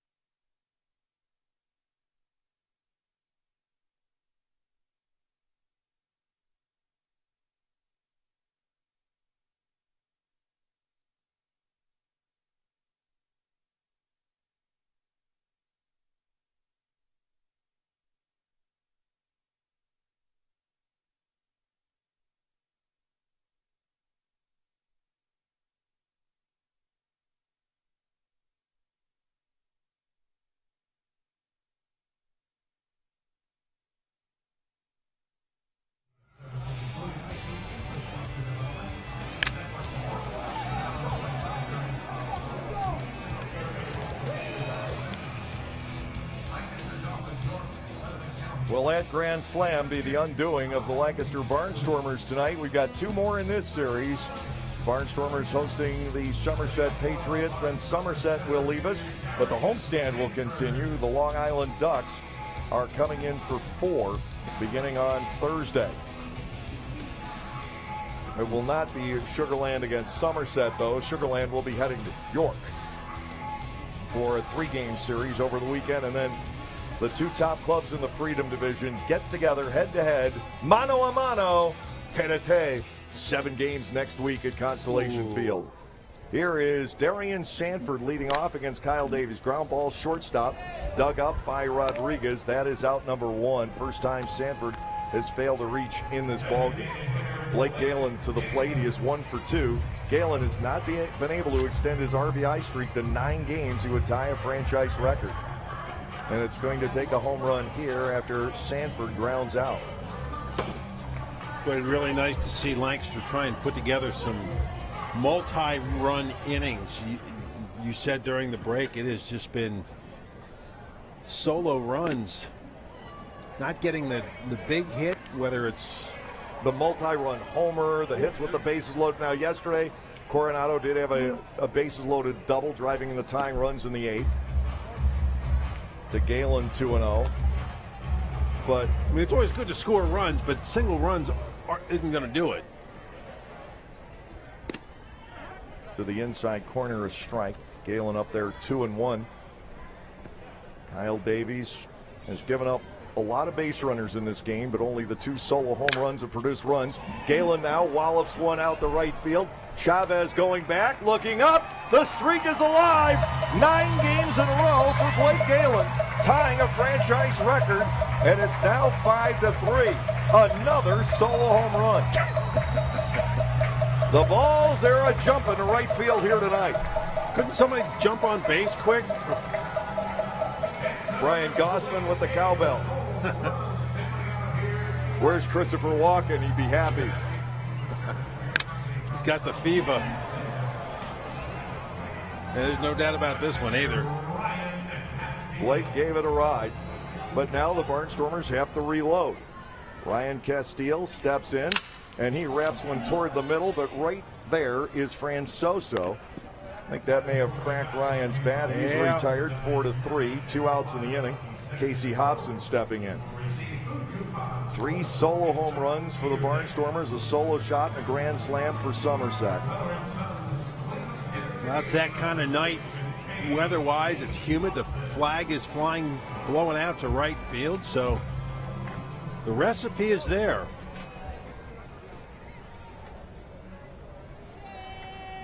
To KC, a strike at the knees, 0-1. Blake Galen with that pitch down around the knees. Got it up into favorable elements, and not a chance that's going to stay in here. Hobson bats 0-2. Davies skips a pitch home. Make it ball 1 and 2 strikes. 90 pitches for Kyle Davies in the ball game tonight. Nate Reed into the mid-80s, and it's sweltering. Temperatures got into the middle 90s here today. 2-2 now. Well, Davies in 6 starts coming into tonight had given up 5 home runs. He's given up 3 in tonight's game alone. And probably cussing the architect of Clipper Magazine Stadium in the process. Coronado's, I think, the only one that wasn't, that was created by the dimensions here. Fouled away. The ball hit by Chavez is a base clearing double or triple anywhere else. I don't know that that one leaves, but it's definitely an extra base hit, producing a lot of runs. No matter what way you slice it, that ball was hit really well toward the gap. Here's a 2-2 Hobson with a chopper over to JB at first base. So have you had a chance to talk to KC? A bit. Feeling good? Feeling like he's getting acclimated again? He feels home. I think he feels home here. 2-2 pitch. Off speed, got him. Second time he has struck out in the game. That is a total of 4 for Kyle Davies. Lancaster gets 1 run back on the Galen homer. And at the end of 5-3 Somerset.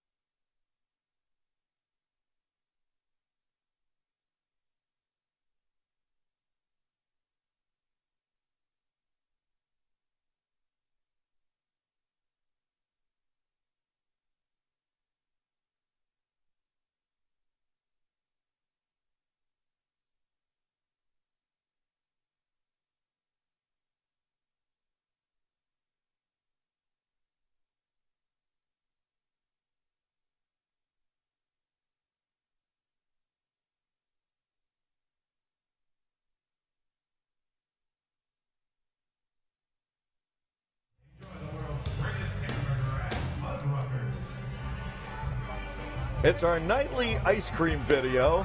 What flavors do we have? Looks like, is that Moose Tracks perhaps? And mint chocolate chip. You're going to have to eat it fast on a night like this. It'll be reduced to liquid in no time flat. 5-3. We've seen some baseballs reduced to liquid in no time flat. I guess the saving grace about tonight was that a little overcast, didn't have that full blast of sun coming into the press box. Reed back out there for a 6th inning, gets a pop-up out of Dudley over toward the seats is Coronado, and he had the steps in his way, so can't get there. It's just a strike on Dudley.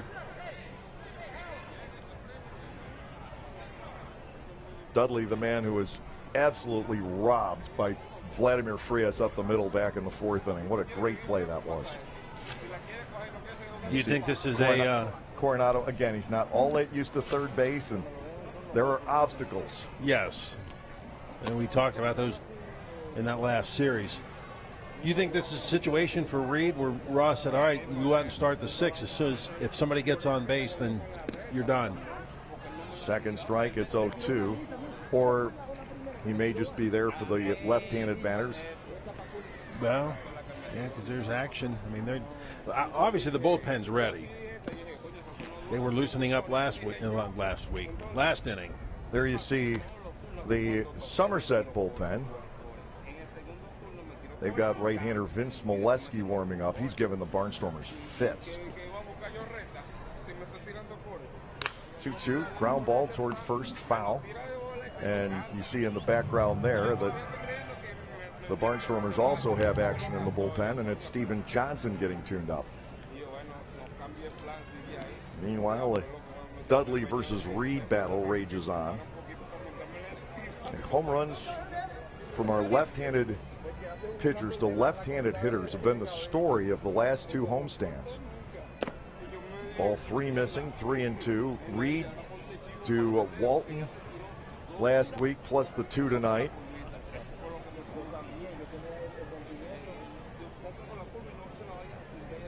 Not something you normally see either. Payoff pitch, got him. Strike 3 called on the inside corner. Dudley is gone looking.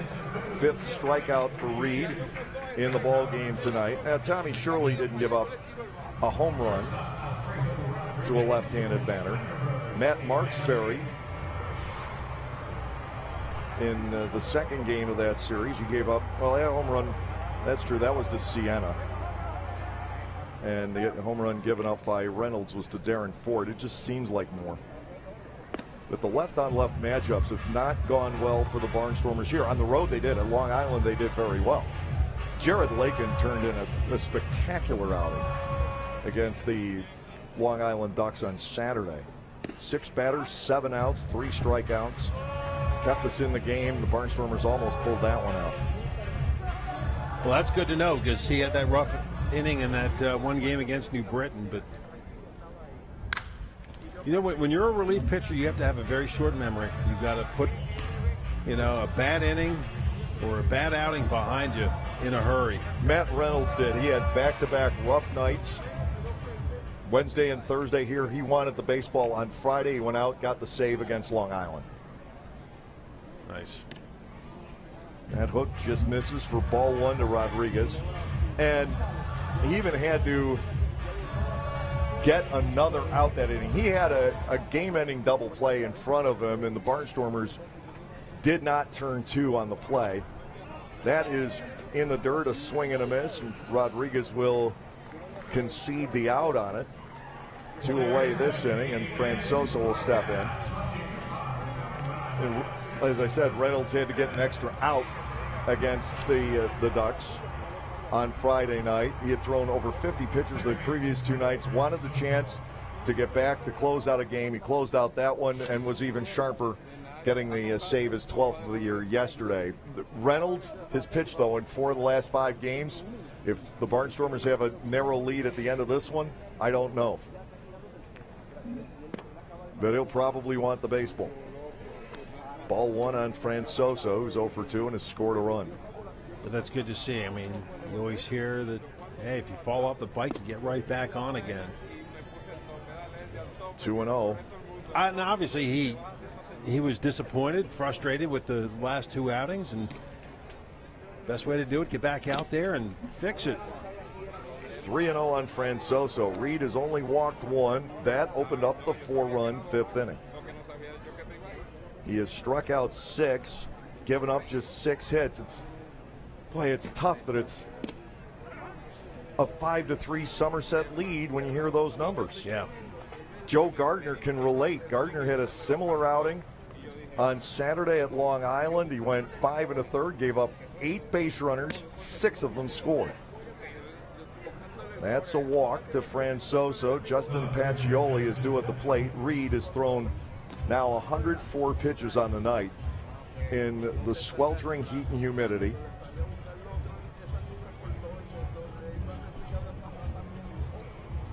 Pacioli stepping in with Francoso, the runner at first base. Well, I thought for sure that would have brought Ross out of the dugout. Reed trying to get the final out here in the 6th inning. Nate started the night tied for the league lead in wins with his own teammate Jonathan Albaladejo and also Matt Larkins from the Long Island Ducks, who didn't pitch necessarily all that well on Saturday but got the win. Quick throw to first. Tag is applied on Francoso, and that was a lot closer than Mike Francoso thought it was going to be. Yeah. And Larkins won on Saturday, giving up 12 hits in 6 innings. Lancaster could not deliver the knockout blow. We talked about the bases loaded, nobody out situation in the second after 3 runs had already scored. You get 6 hits in a row to start an inning. You want a really, really big inning out of that, and it didn't happen. What, it ended up with 3 straight strikeouts? It was a foul pop-up and a double play ball. So an even quicker exit. Wasn't one of the games over the weekend? Didn't the Barnstormers have runners on base and they were struck out 3 straight times? No, that was here. That was against okay. Hervasio. That's a strike. 1-1. All these games are running together. Man. Games, seasons. Yeah. Sometimes it can be a little difficult to remember exactly when certain things happen. 1 ball, 1 strike, and that's strike 2. Days of the week. Anybody who is with a club day in and day out, that's the one that'll really get you. Day of the week. Was that last Tuesday or Wednesday? It was the first game of the series, the second game of the series. Which day was that? 1-2. Francoso, the runner at first base, he'll stay put. Swung on, foul tipped and held. Reed finishes, I would have to believe, his night with his 7th strikeout. It's up to the Barnstormers to come back for him. Bottom of the 6th, cutting around 5-3 Somerset.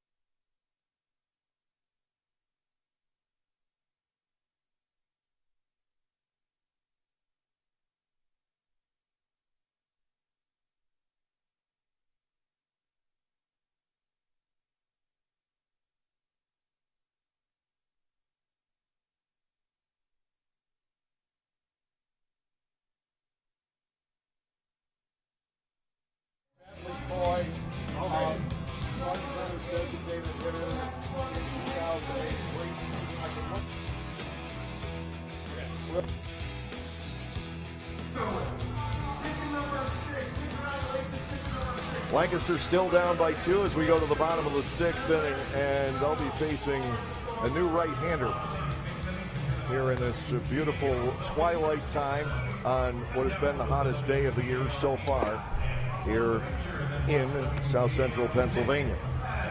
This is Vince Molesky coming into the ball game. He is a Pennsylvania native. He's from Montoursville up in the Williamsport area. Molesky has never pitched in a major league organization. He is 1-0 with a 2.83 ERA. He's made 1 start and a lot of long relief appearances for this Patriots ball club. Now, I gave you his numbers against the Atlantic League as a whole. This man has decimated Barnstormers hitters. We've seen him only twice. He has thrown 6 innings and allowed just 2 men to reach base. 2 hits, and he has struck out 6 in those appearances. He's asked to bridge it to the end game relievers tonight. Grant Desmay leads off the Lancaster half of the 6th inning. Trayvon Robinson and Vladimir Frias will follow. The pitch to Desmay bends right to the outside corner. This is what we've seen out of Molesky. He has been absolutely magnificent those 2 previous relief outings. I'm sure Brett Jody would love to get a quick inning pitch count wise and get him out there again for the 7th. Hard hit ground ball foul up over the tarpon into the crowd. Desmay bats 0-2. Grant has struck out and flied out tonight. He has not hit terribly well here. Grant's 7 for 11 on the road. His 2 3-hit games have both been away from home, one at Southern Maryland and one in Long Island over the weekend, or I should say on Long Island over the weekend. The 0-2. There's a ball driven toward the gap, left center field. That's going to get through, and it is going to get at least out to the track, and Desmay will settle into second base with a leadoff double. His 4th extra base hit in the last 3 games. You want to talk about somebody who's got a pure, sweet swing. It is Grant Desmay. To be able to hit baseballs like that when you haven't played in over 8 years. Well, then on top of that, then he's just coming off missing some games due to an injury. So, okay, it might take a little bit longer yet to work through that, but I'm really anxious to see what this guy is going to do once the summer really starts to heat up and he gets maybe some more consistent playing time. Boy. Trayvon Robinson singled and homered off the starter Kyle Davies, who's in line for the win tonight, despite giving up 3 home runs. Tommy Shirley had a game like that at New Britain earlier this year. 3 solo shots and picked up the win 8-4 over the New Britain Bees. 5 hits allowed by Davies. He walked 3, struck out 4. Now it's time for the Barnstormers to hit with a runner on base. Yeah. Breaking ball in there, and Robinson bats 1-1. At this point, you need to score this run. You'd like it to be the catapult to a bigger inning, but you've got a runner at second, nobody out. You're down by 2 in the 6th inning. You want to at least make it a 1-run game out of this. Mm-hmm. Yeah, you're running out of outs, and you've got to take advantage of this opportunity. And you know that a Brett Jody, John Hutton ball club does not have a bad bullpen. Molesky just the beginning.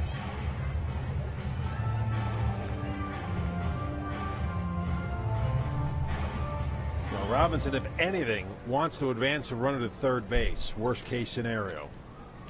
Here's a 2-1 pitch. 3-1 now. Robinson homered on a 3-2 pitch back in the 4th inning. Baseballs have been flying out of here tonight faster than rats will jump the ship. All the runs have come on long balls. 3-1 to Trayvon. Molesky misses outside. That's 2 aboard for Vladimir Frias. Okay. We got something cooking. Look back at the 4th inning home run for Trayvon Robinson. The first of the 3 hit by the Barnstormers in the game tonight. And here's Frias with runners at first and second, nobody out. Vladimir is grounded out and he is struck out looking.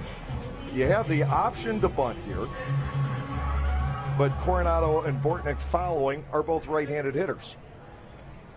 Well, I think you let Frias swing away in this situation. Here's the pitch, and he squares the bunt and takes a strike. It's 0-1. Barnstormers, at least early on, trying to get the tying runs into scoring position. And Frias has been putting on a show here defensively tonight. Off night for him on the offensive side of the ledger. 1-strike pitch. No sign that he's bunting here. It is a ball, 1-1.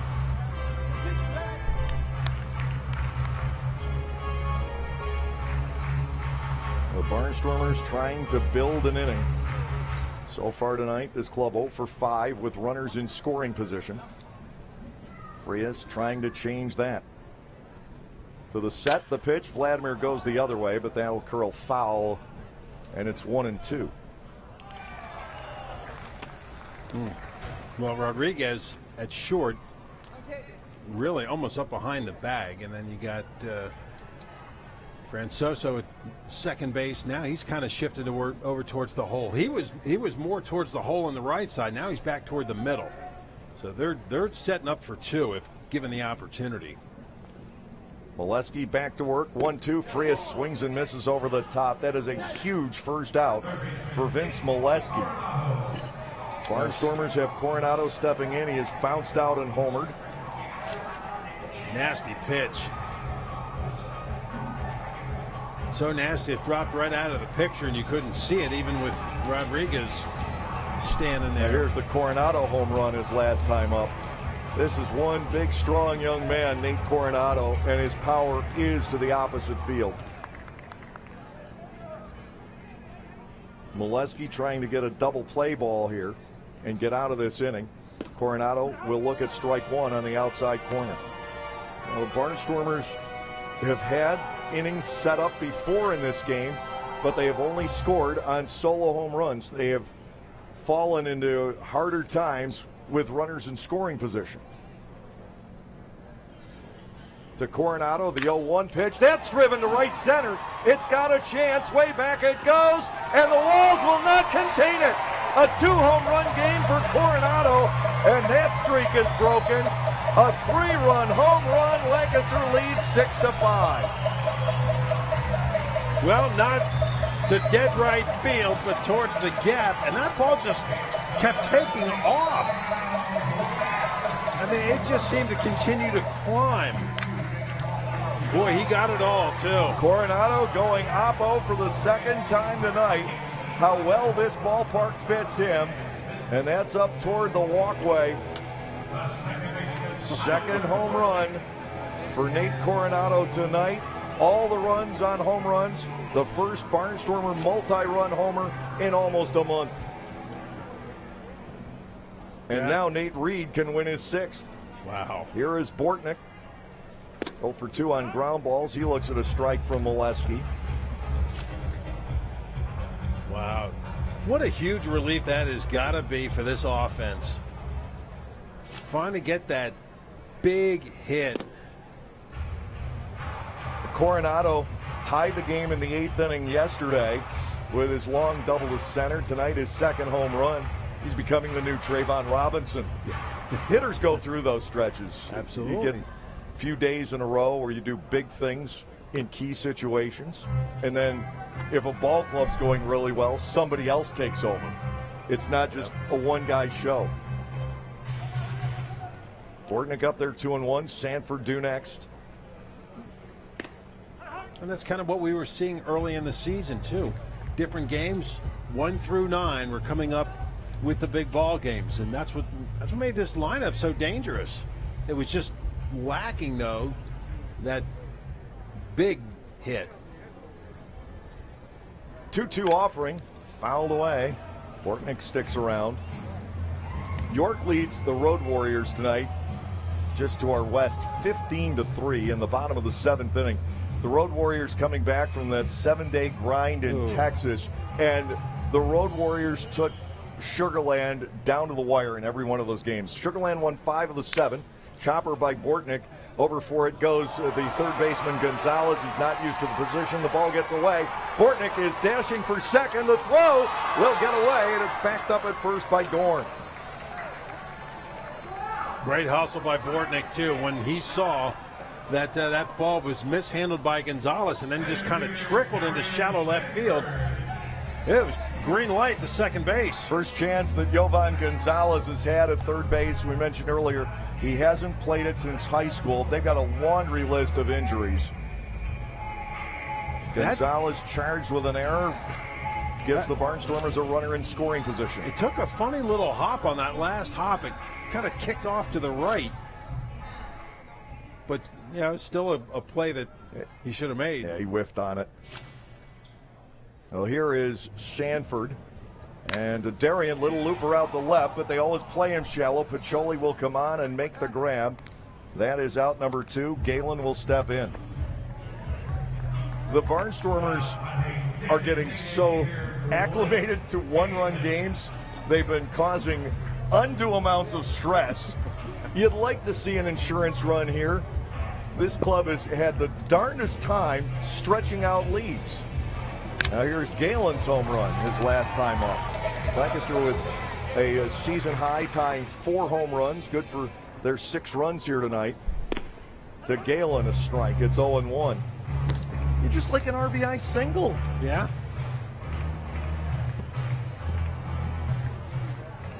Shoot one into the gap. Bortnick's likely to score. 2 outs in an inning. Upstairs for a ball, 1-1. I mean, Bortnick, as you saw, legging to second base on the error by Gonzalez, is by no means a slow guy. He can run too. Galen batting 1-1 against Molesky. Breaking ball, line base hit right field. Bortnick is going to score. Chavez has to play that deep. Galen around first, he'll hold up. An RBI machine these days is Blake Galen. Bortnick comes home with an unearned run. The Barnstormers lead by 2.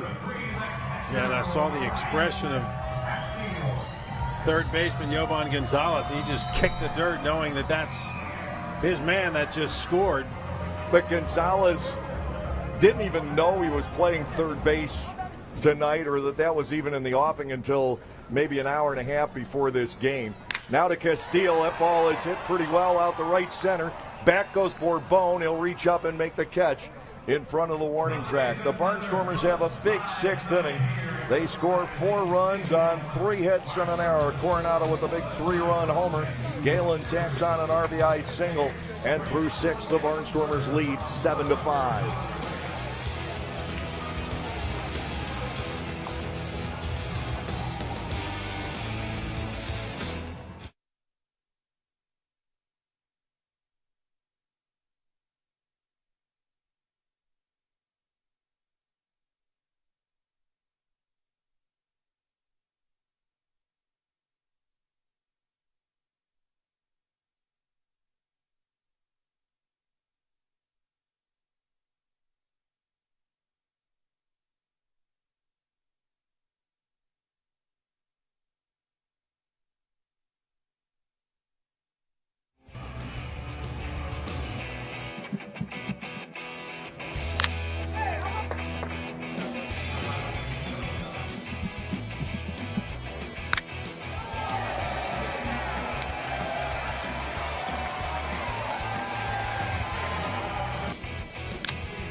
It's one of those nights at Clipper Magazine Stadium. Baseballs keep flying to right and right center field.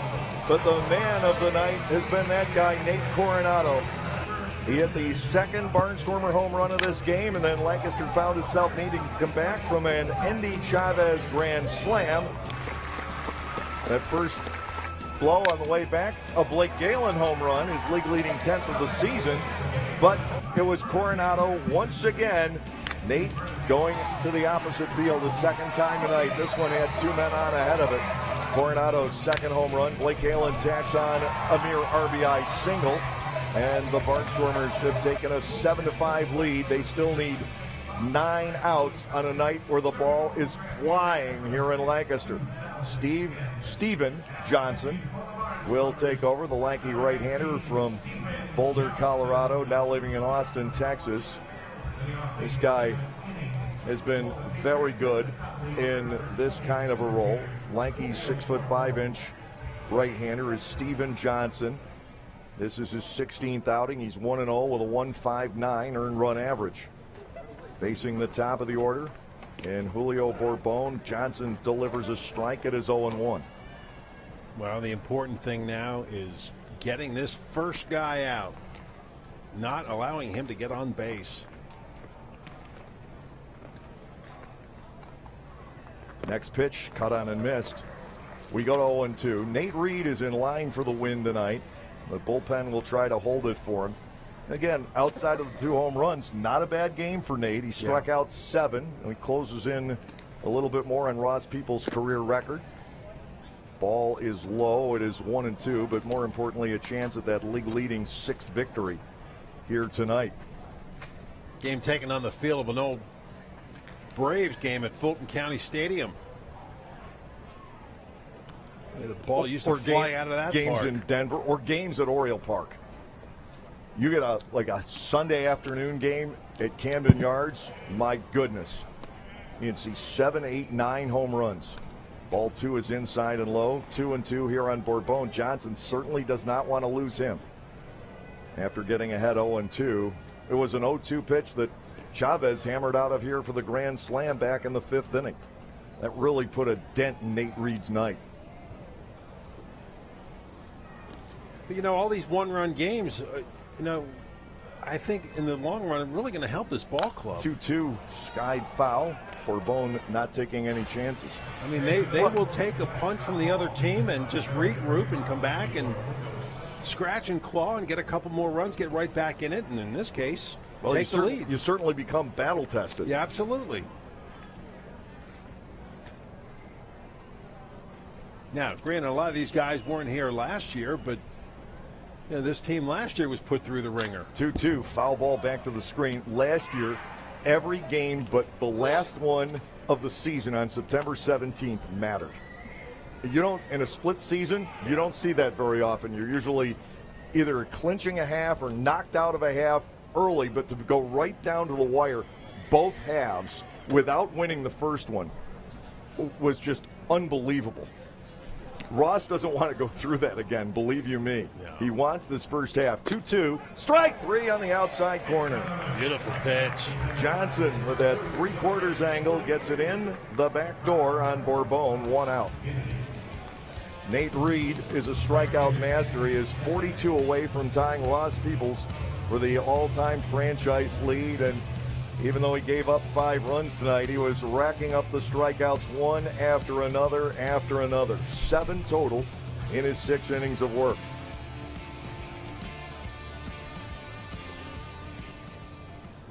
Here's Endy Chavez. He hit the grand slam back in the 5th inning. 1 strike here. All those years in the major leagues. And there's a ball out toward left center. Here comes Sanford. He can't make the play. Robinson there to back up. And it's a 1-out blue pit this time. For Endy Chavez, Yovan Gonzalez will come to the plate. When that thing left the bat, I thought that was going to go a lot deeper. And Sanford may have as well. That just really dashed just after sunk. it. And that got down in a hurry. But good heads-up, back-up play by Robinson, because if he's not backing up, Chavez is at second base. First pitch, missing low to Yovan Gonzalez. Ball 1 and no strikes. Endy Chavez, all that time in the major leagues, never hit a grand slam. The first one comes at Lancaster's expense. Well, he may have hit one in the minors somewhere. 2-0 now on Gonzalez as we get another look at that grand slam out toward the old home run harbor area, now the backyard by Annie Bailey's. 1 out, 1 on here. 2-0 on Gonzalez. That's dealt for a strike. And the parking space for our production truck. Coronado hit it earlier. Woke those guys up. 2-1 pitch. Lined out toward right center field. Desmay has that get past him, bouncing into the alley. And this kicks around quite a ways. Coming home to score is Chavez around second, and holding with a double is Yovan Gonzalez. It's 7-6, and the tying run is in scoring position. And another ball that just seemed to carry the more it reached the outfield. I mean, it just kept going and going. Desmay raced over, couldn't get there, and then Sanford overran it, which enabled Chavez to score. Ross Peoples is coming out. A blue pit followed by Gonzalez again going the other way. He does that repeatedly against Barnstormers pitching. Now Ross out. Is he going to take the baseball? You've got the left-handed batting Dorn due next. Yep. And he's going to go to the left side of the bullpen. Tight one tonight, a slugfest tonight. We're not terribly used to these. A left-hander coming on. We're going to take a break as Jared Lakin gets ready here on Blue Ridge Cable 11.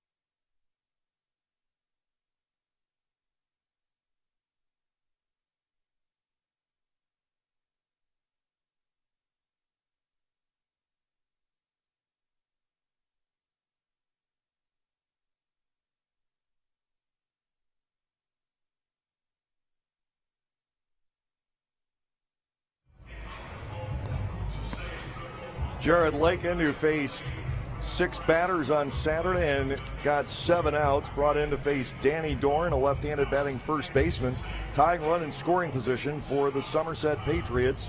1 out here in the top of the 7th inning. The ball continues to jump tonight, especially toward right and right center. We have seen 6 home runs, and now a long double by Gonzalez. Lakin to Dorn. Misses away. Ball 1 and no strikes. Yeah, the game we saw last week was nothing but base hits. Now we're seeing extra base hits, home runs, and more home runs. Johnson faces 3 batters, gives up 2 hits after striking out Julio Bourbon leading off the inning. To Dorn 1-0, check swing. Did he go? He did not. And a second pitch off the outside corner. It's 2-0. You get a look at third base umpire Joe Del Balso. Lakin has fallen behind Dorn. The question is, Jared Lakin out there for only 1 batter. You got the right-handed hitting Weissenberger on deck, but then they go back to the left-handed batting Aaron Dudley. 2-0 pitch, skied foul. Barnstormers still leading. Sugarland has already lost tonight. Shut out by the Long Island Ducks 5-0. If Somerset comes back to take this game, then the status quo holds. Each division separated by 2. If the Barnstormers hang on to win, Lancaster will lead by 3 and Somerset by 1. 2-1 pitch, swing and a miss. I like the sound of the second scenario better. Sugarland will be off on Thursday in between the series at Long Island and the series at York, as the Ducks come here to start a 4-game set. So there will be a half-game difference when we get to Sugarland because of the rain out against the Road Warriors a couple of Sundays back. Here's a 2-2. Nicked foul. Dorn stays in.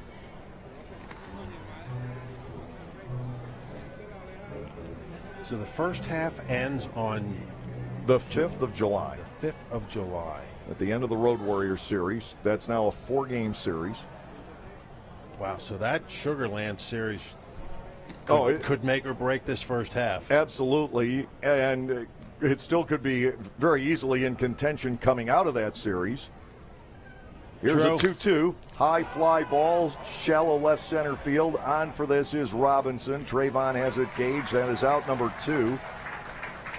Adam Weissenberger, 0 for 3 against Nate Reed, will be facing Lakin here. I think Ross is going to stick with Lakin with another left-handed batter on deck and Aaron Dudley. Tying run at second with 2 outs.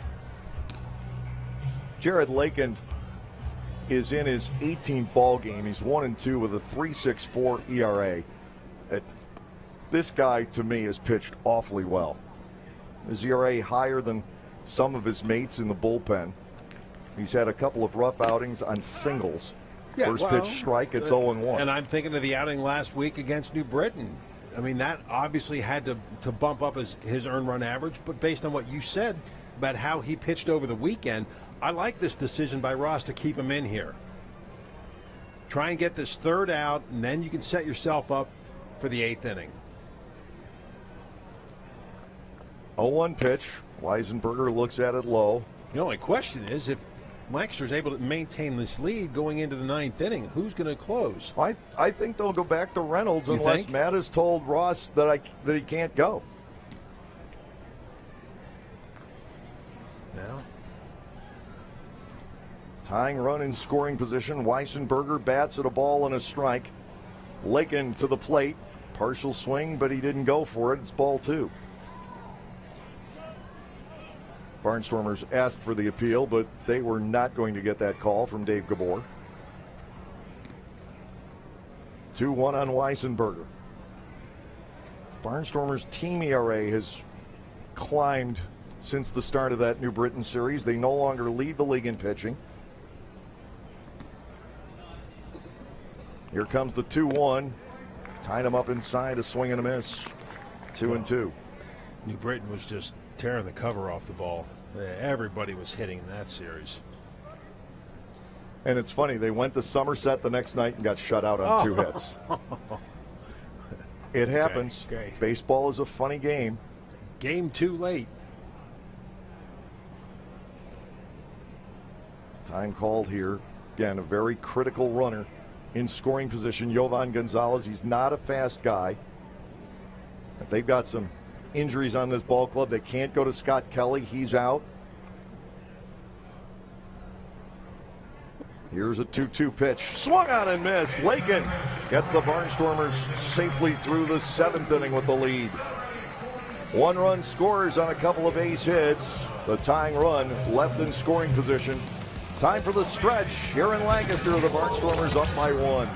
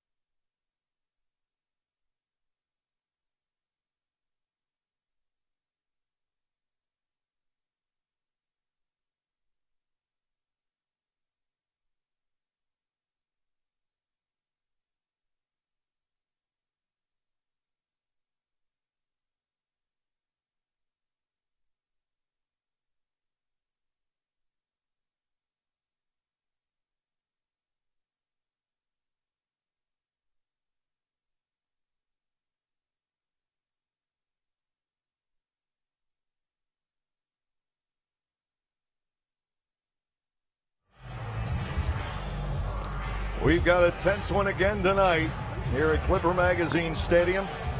The Barnstormers realistically playing their 6th consecutive close ball game.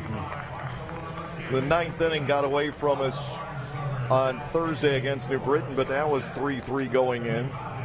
This a 1-run difference. We've got a pitching change. Dustin Mollican has taken over. 6'4", 230-pounder from Tempe, Arizona, 33 years of age. Hobson, Desmay, and Robinson stepping in. Here's a pitch to KC, and it's a little off the inside corner, ball 1. Tough night again for KC. He has hit a soft liner to short, and he has struck out twice. Looking to join in on the fun. Pitch to him to the outside edge for a strike called. 1-1. Dustin Mulligan in his 16th game, 1-0, 3.77 is ERA. Upstairs and a 2-1 count. Dudley, Rodriguez, and Francoso scheduled in the top half of the 8th inning for the Somerset Patriots. Nicked foul, and Hobson will bat at 2-2. Yeah, an insurance run this inning would really be nice. Now you see the importance of Galen getting that RBI single in the 6th. Absolutely. He's only 3 for 4 with a home run, 2 runs batted in, and a stolen base in this game. Hobson dribbles another one foul, still 2 balls and 2 strikes. A Blake Galen night. Dwayne Pollock just sitting here thinking nothing's changed. Blake's still Blake, same old guy. MVP of the league in 2012 when Dwayne was first here. I was outside the booth when he was in here. What's Dwayne doing nowadays? Living and working in the Dallas-Fort Worth Metroplex.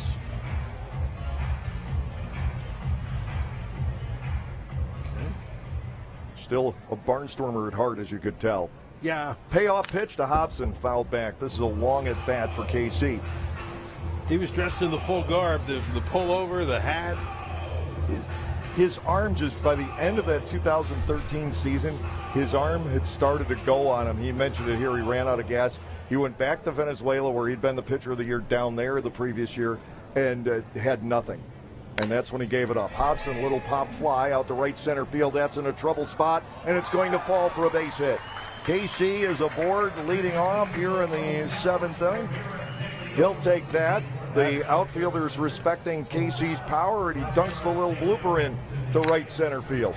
Well, yeah, and he thought for sure it was going to be a flyout, but again, late innings, they're going to play out, try and cut off the alleys, and that just kind of floated out into no man's land. And hey, you know what? You take a base hit any way you can get it. Leadoff man is aboard. Here's Grant Desmay, who pumped the double into the gap in left center field to start the 6th inning. Desmay squares around a bunt and takes a pitch very high, ball 1-0. Boy, if he could turn on one and pull it down the left field line. Now, they don't think he can pull around Mulligan, but they may have another guess coming. 1-0 pitch, catches the outside corner. Barnstormers pick up their 9th base hit of the game. Hobson, the base runner. Desmay, then Robinson, then Frias, barring a double play. Here's a 1-1. Desmay, line drive, center field. That will be handled by Bourbon. But another good-looking swing for Grant. 1 out, and Robinson will step in. Trayvon has not been retired tonight. Well, even this ball. Watch Bourbon. He had to stop and then reach up. It's, again, the ball just seems to keep carrying. Anything to center and right. You had the wind blowing that way. That started to die down. But you've got this warm, muggy night. The air is light. That ball's going to carry. Robinson steps in, single home run and walk for him. Mulligan to the plate. Trayvon fouls it off. And Robinson is a guy who can hit balls down the left field line, and he's got a ton of real estate out there too. The outfield has not changed their alignment. It's the same for Robinson as it was for Desmay. Strike 2 on the inside corner at the knees. Vladimir Frias is on deck. He's had a tough one at the plate. He hasn't taken it into the field with him. He's been brilliant with the glove in this one. Did he play every game over the weekend? Vladimir? Yeah. Yeah. 0-2 pitch. Dribbler left side. It gets past the diving shortstop Rodriguez, and a base hit for Robinson. He remains perfect. 3 for 3 with a walk, and here is Frias. The only reason I ask is you wonder maybe if Frias just needs a day off. I mean, I know they're in a battle for first place and trying to win that first half. But yeah, he has started every game since the second half of the doubleheader, May 31st against Somerset. Okay. Rodriguez in desperation trying to get there, almost had a glove on it. He still would have had no play. Vladimir Frias is in. He has grounded out once tonight on a really wonderful, nifty play turned in by Mike Francoso. Last 2 times up, he has struck out. But he is trying to crash Dustin Mollican's party right now and add to the Barnstormers' lead. Hobson at second, Robinson at first with 1 out. Here's the pitch to Vlad. Whoa. Spins him around. He's been hit more often than anybody else on the Barnstormers this year, 7 times. Frias has been plunked. That's tied for the most in the league. And what the heck, while I'm down here, I'll pump out a push-up. Vlad. 1 ball and nothing. He takes ball 2 up and in from Mollican. Nate Coronado waits on deck. He's had some night already.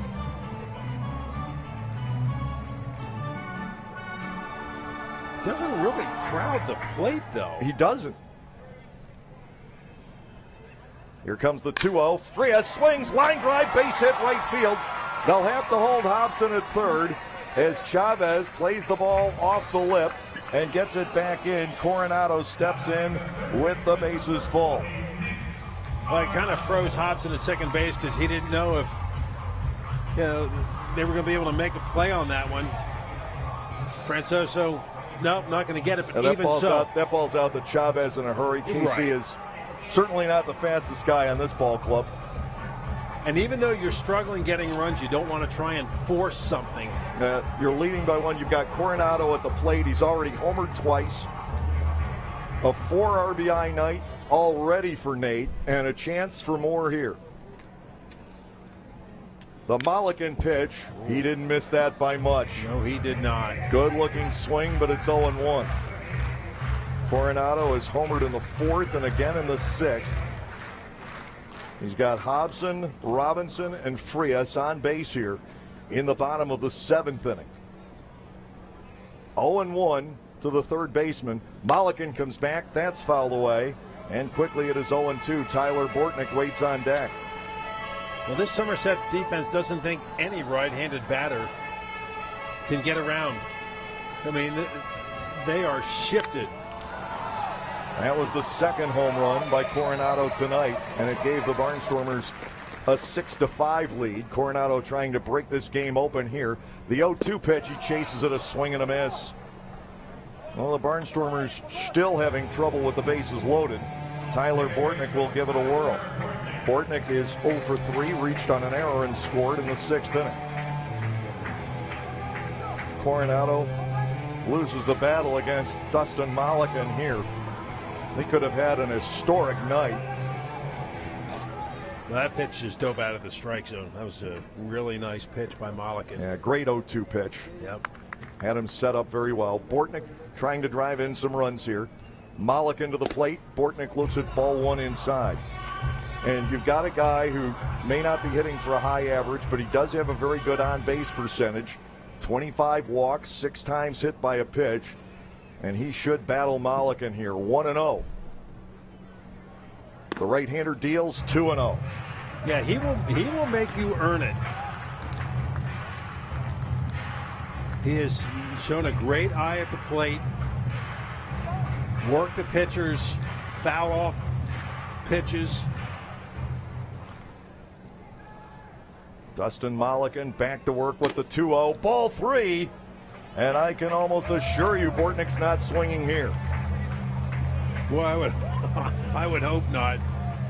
Mollican coming in and walked 4 batters in 14 1/3 innings. He's gone 3-0 on Tyler Bortnick with the bases loaded and 2 outs in the 7th. The pitch is ball. Wait a minute. Time had been called. Oh my gosh. No, they called a balk. So it's still 3-0. Instead of scoring the run on the walk, they score it on the balk. And that was the time. Hobson is across. It's 8-6, and the other runners move ahead. Well, let's see if we can pick it up. Did he not come to a full stop there? out of the stretch. They called him for the balk. So it's still 3-0 on Bortnick. Wow. That's borderline. Mulligan ready to go. The result's the same anyway. The only difference here is that Bortnick doesn't get an RBI. Yeah. Tyler is on base, and Darian Sanford will bat with the bases loaded. Now, granted, we were watching that in slow motion. So, but still, that was, and generally what happens then is that pitcher, the next time out, he will come and hold it to a complete stop for about 2 seconds just to kind of send the message to the umpire that, all right, I got the message. That's why I failed my first driver's test, a California stop. Oh. We'll take another look at it in real time from up above. It seems like splitting hairs, but I'm really bad at balks from right-handers. I can pick them up oftentimes with left-handers on that move to first base. Yeah, but it seemed like a late call. Again, it's negated because Bortnick got ball 4 anyway. Sanford is 0 for 2 with 2 walks. Lancaster back to a 2-run lead. Big swing and a miss for Darian. He was looking to try and clear the bases. Let's go back to the balk again. I'd really like to have an umpiring expert over here to look at this. I don't know if he did or not. The Sanford upstairs. Ball 1, strike 1. Lancaster again leading by 2. Sanford with a chance to extend that. And then you've got Galen on deck if Darian is able to somehow reach base here. 1-1 pitch is fouled away, make it 1-2. Molesky gave up 4 runs in the 6th inning. Mulligan has allowed 1 here in the 7th and still working. A couple of more runs in this inning, and what would be nice is that it would give them the opportunity then not to have to even think about using Reynolds. Sanford batting 1-2. Into the dirt and skipping away from Weisenberger, but he got enough of it. Robinson couldn't even contemplate charging to the plate. Real nice block. Today's catchers really tighten up when there's a guy on third base. They know that there's no room for error. Just a textbook stop and keeping it in front of them.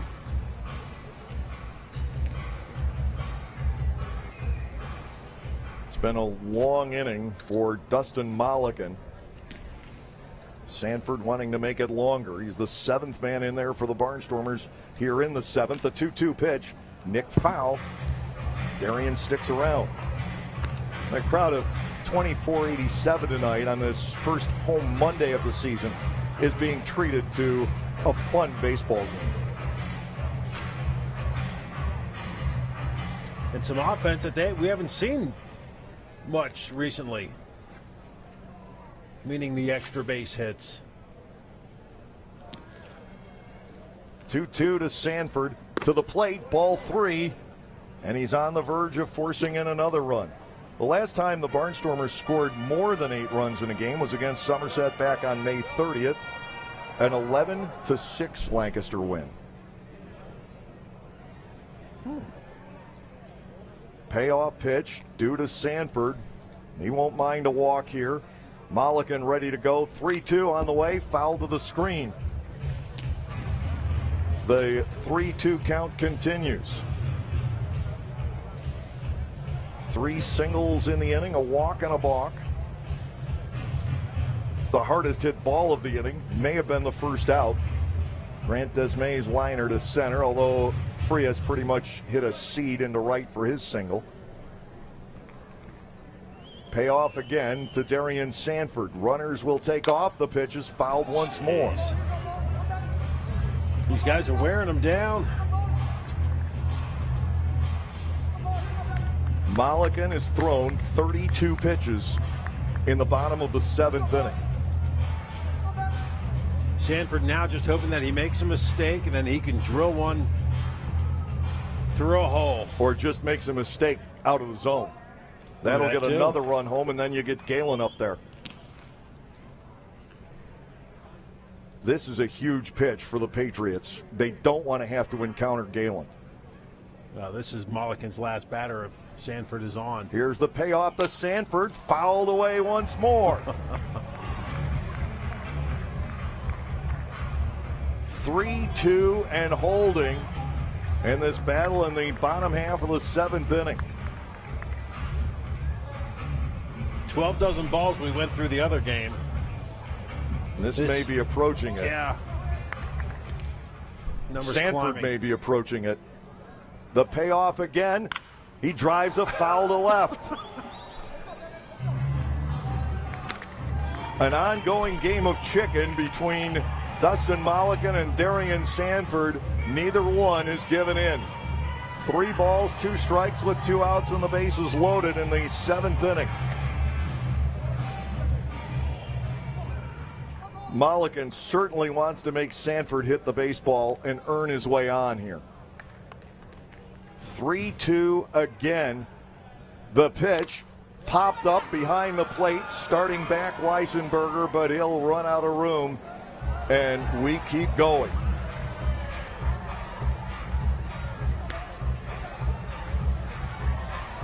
Wow, well played by that fan in the front row.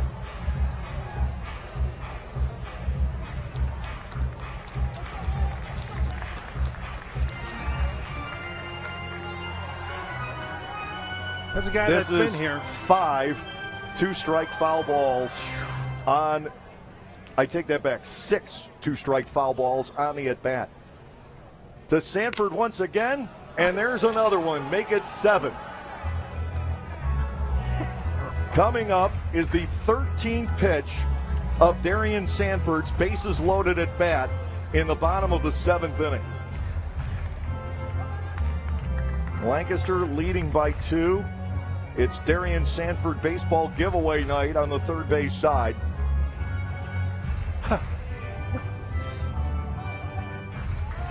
Once again, the payoff pitch will come to Darian Sanford. 3-2, ball 4 high.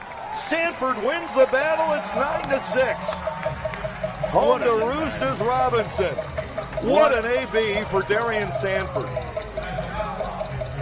He hasn't been able to extend his hitting streak tonight, but he has walked 3 times in this game. That is a big base on balls.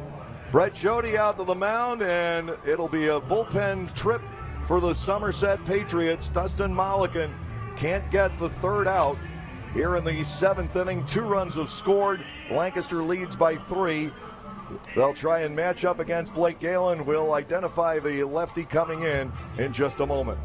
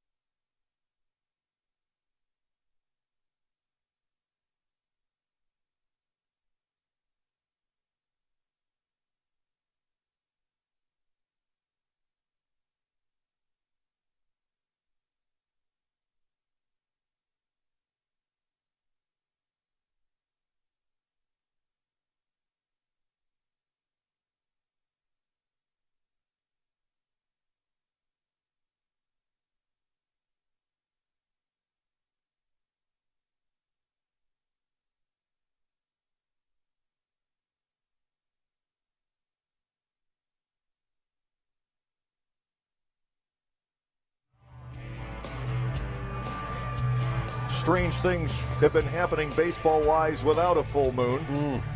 Tonight, the Barnstormers and Somerset Patriots involved in one heck of an offensive battle. Blake Galen now will face lefty specialist Chase Hutchinson, who simply is murder on left-handed hitters. But Blake is red hot, so we'll see what happens. Galen with a chance to put this game in certain ways out of sight. He is 3 for 4 with a home run, 2 runs batted in tonight's ball game. 3 runners on board.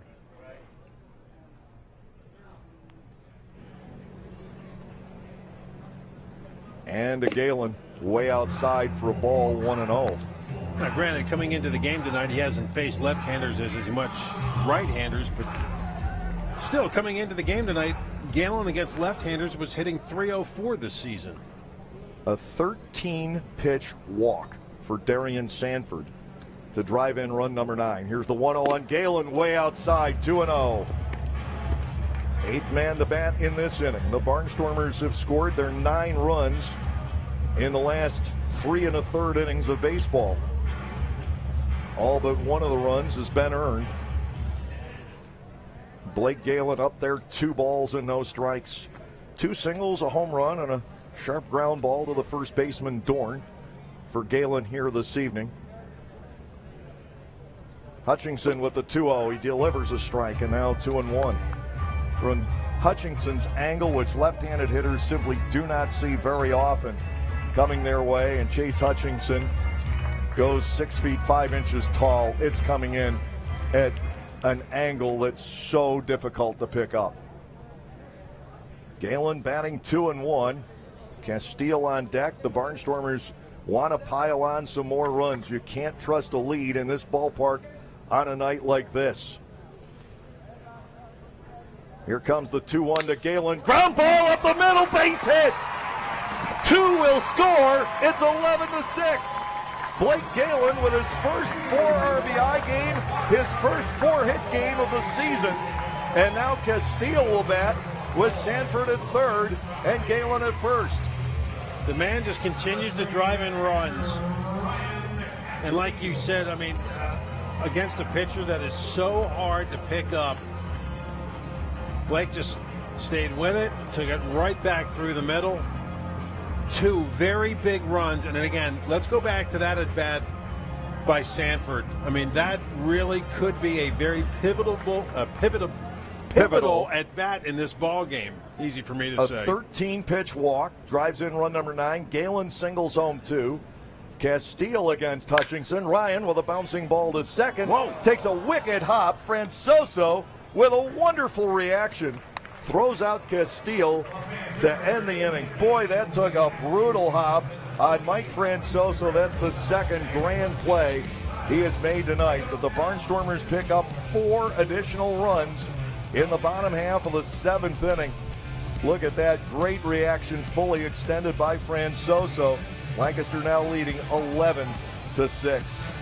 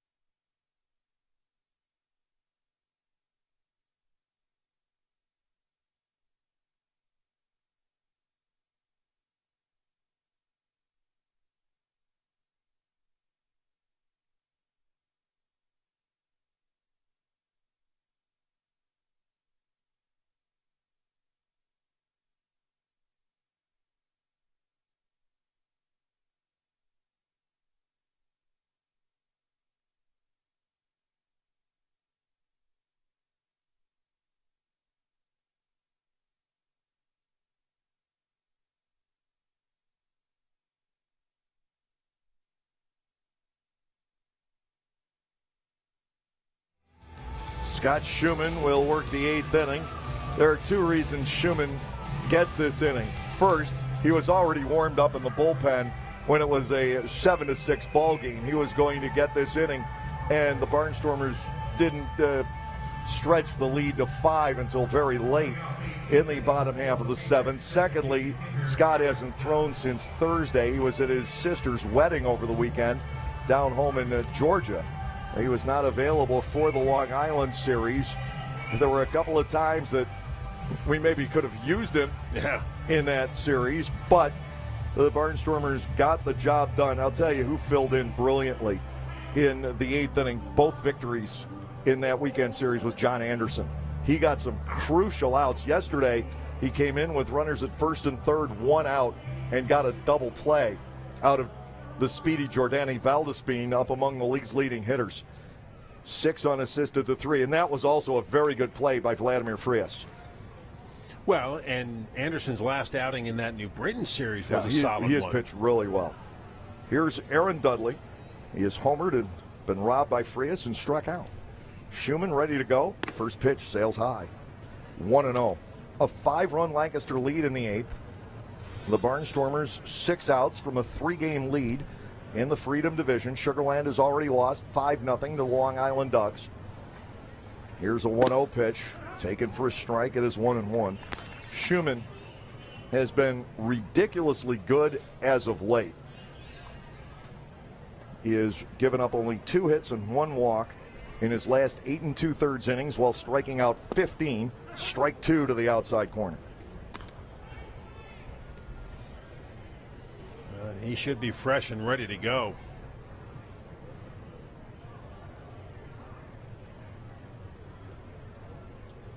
One, 2, foul back. And that was recorded at 96. Schumann with great velocity still. I cannot believe that his contract has not been purchased all the time he has spent in this league with Bridgeport, Long Island, or us. 1-2 pitch coming. Swing and a miss. Down goes Dudley at pure heat, 1 away. Yeah, only fitting on a day like this. Go with the heat. 10 strikeouts for Barnstormers pitching tonight. Just challenged him with the fastball up. Yeah.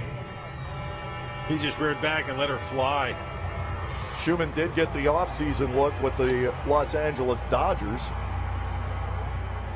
Didn't seem to fit their plans. Here's Alfredo Rodriguez. He's walked once, struck out twice.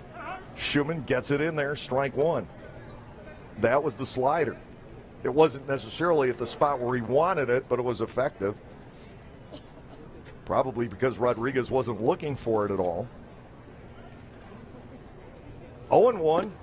And he drops it in there again, strike 2. Yeah, you sometimes have to scratch your head with some of the numbers that these guys are putting up, whether it's pitching or offense. Just why they're not getting any inquiries. Next offering drilled to right field. Desmay will go back, leap up, and he's going to have to play this off that right field wall. Rodriguez will park at second with a 1-out double, and that is a pretty good piece of hitting right there for Alfredo Rodriguez after taking 2 breaking balls for strikes. He's able to take the next pitch the other way. Mike Francoso, the second baseman, will come in. Desmay raced back, tried to pull that one in. Well, then you got to turn around and face those bright lights in your eyes. Wow. It's his second game in right field here at home. And it does take some getting used to out there. Francoso, the batter, 0 for 2 with a walk. 2 excellent plays in the field. Yeah, I'm sure Desmay tricky plays. I'm sure Desmay would feel a lot more comfortable in left field. But there's so much room to cover out there. Yeah. Called strike. And on Francoso, it's 0-1. 1 man on. Somerset needs a lot more.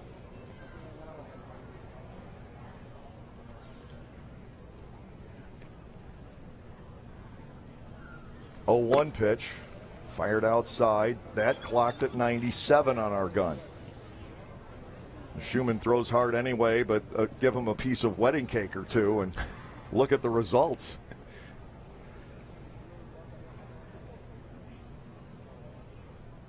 One and one. Francoso awaiting the next pitch. Up BB right in there. Although radar gun clocked that only at 91, so he took a little bit off. 1 ball, 2 strikes to Francoso. Pacioli waits on deck. Lancaster trying to protect the 5-run lead here in the 8th inning. Only 91. 1-2. Nicked foul up the line at first. Well, they're battling Schumann anyway here in the 8th inning.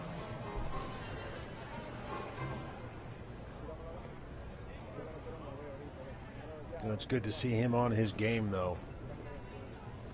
York, by the way, beat the Road Warriors 19-3 tonight. Ouch. Here's a 1-2. Popped up, third base side, sprinting over Coronado. Coronado can't get to it. It lands on the apron, but that was just too far for Nate to go with a left-handed batter at the plate. He was off the line. Well, that and just, again, railing, stairs, cement wall. Yeah.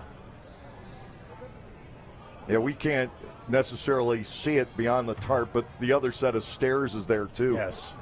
Yes. All kinds of impediments. So I guess the Road Warriors just a little bit of jet lag after that trip to Sugarland.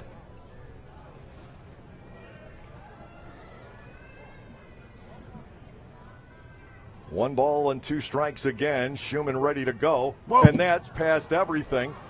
Up with it, Castile, but by that time Rodriguez goes to third. You know, again, we watched Major League on the bus last night. I could channel my inner Harry Doyle. I won't, but I could. And people who have seen the film know the reference. It's the first thing I think of when I see you play like that. How can you not?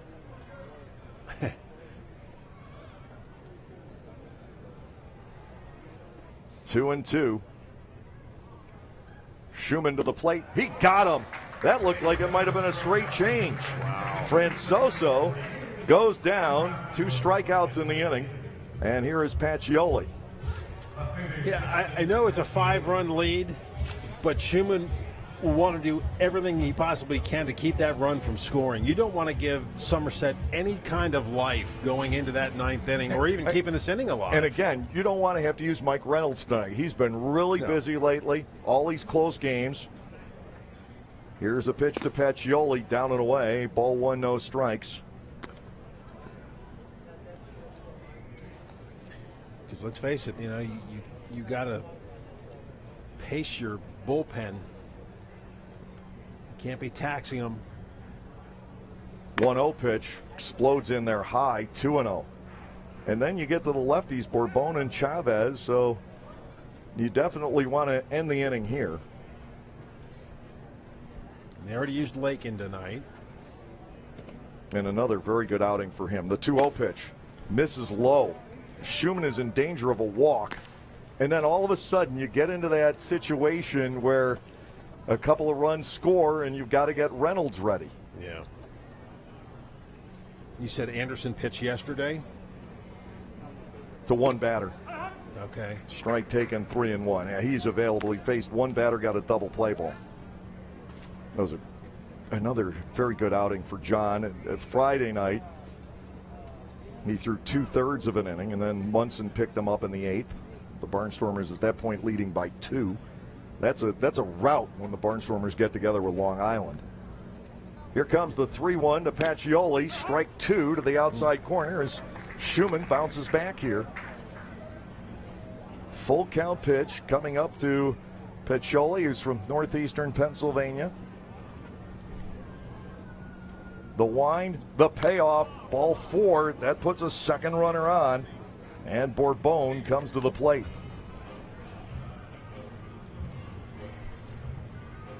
Schumann has struck out 2, but he's given up a double and a walk here. And thrown a wild pitch. Bourbon to the plate. He is 2 for 4. You've got to be very careful here. Bourbon has power. He's got 20 extra base hits on the year. We've seen how well the ball is traveling to right field tonight. I mean, it is just juiced out there. So you make a mistake here, and you've got a 2-run game. You get Bourbon, and it's still a 5-run lead. Some scales could certainly tip here. First and third, 2 outs. Bourbon 2 for 4 tonight. Schumann ready to go. The pitch. Well, he swung and missed. It went down around his toes. Wow. 0-1. He was looking fastball all the way. Got the wrinkle, and he had committed. Yeah, that was diving in, and Castillo had to reach in. That's how much movement was on that ball.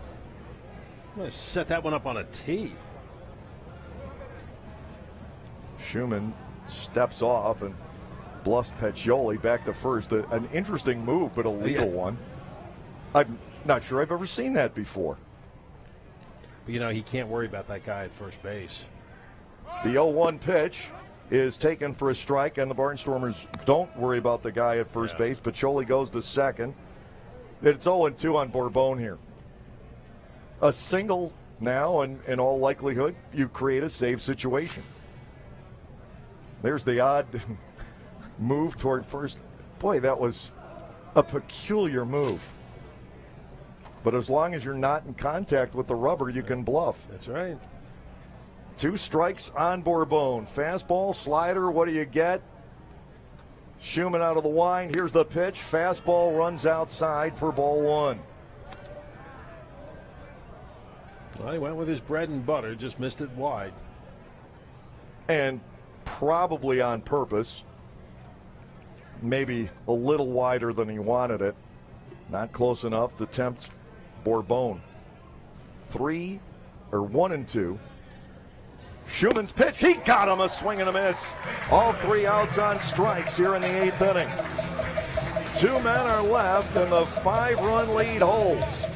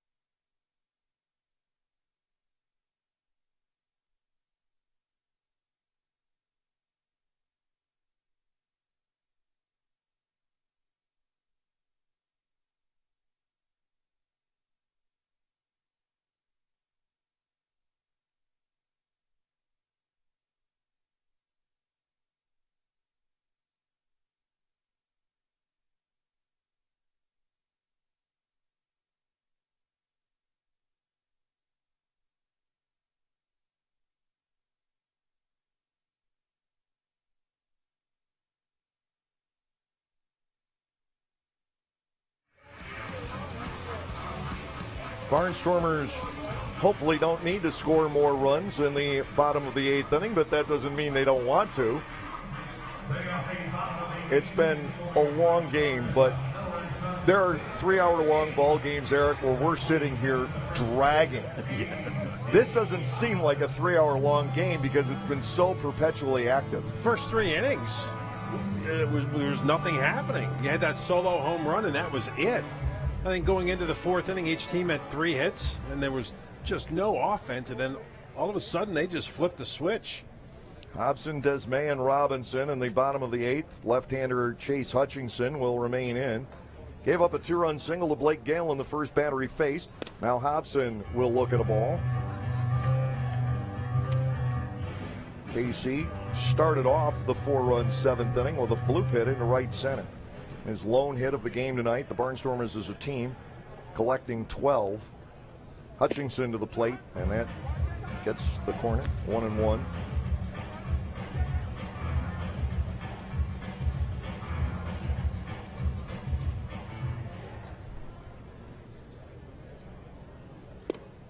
swung on and missed. Make it 1-2.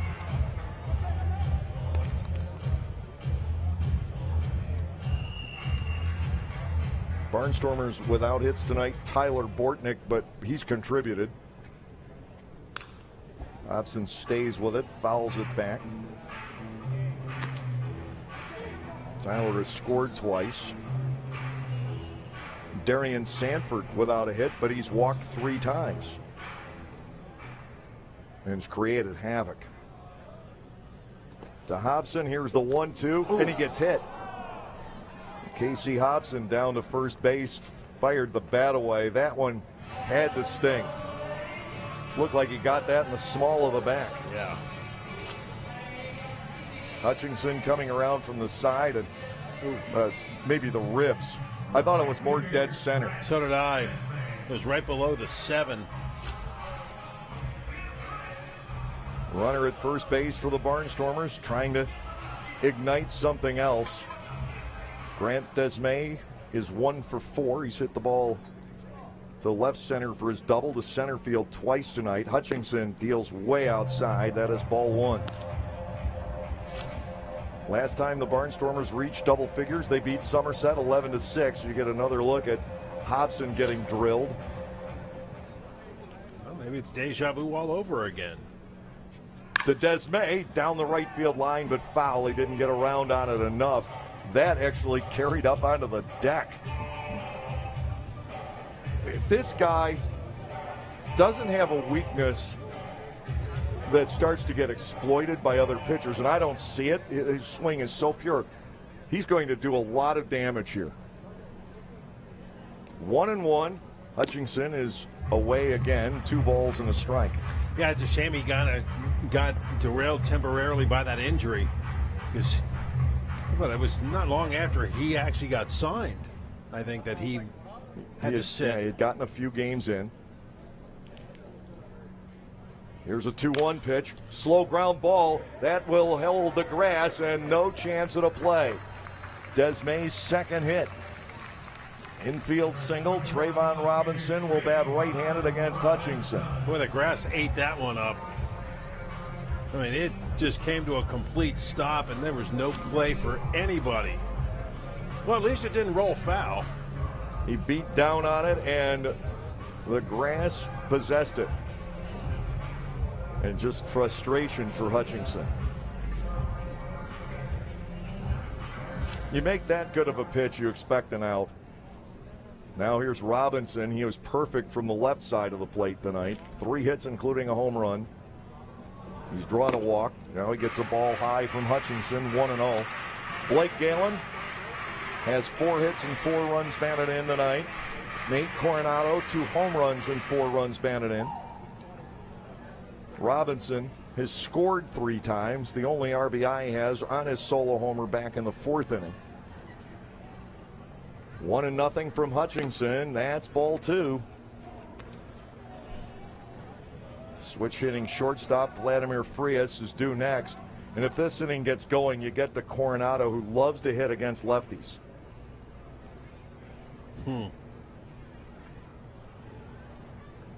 To Robinson, 2-0. He swings and nicks a foul at the plate, 2-1. Yeah, we thought after his last at bat, maybe he might not get another opportunity.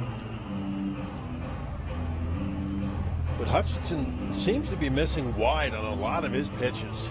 And Adam Weissenberger got the brunt of that foul tip.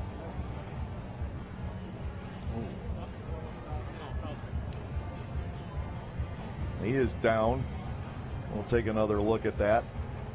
Uh-oh. Oh. Yeah. I'm not going to say it a third time, but I shudder. That hurts.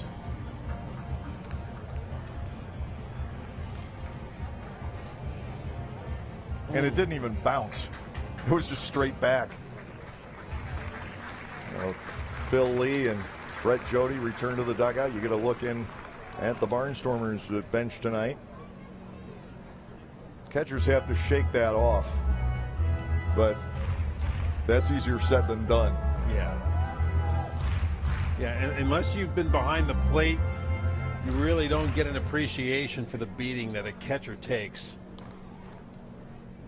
Not only throughout the course of a game, but the course of a season.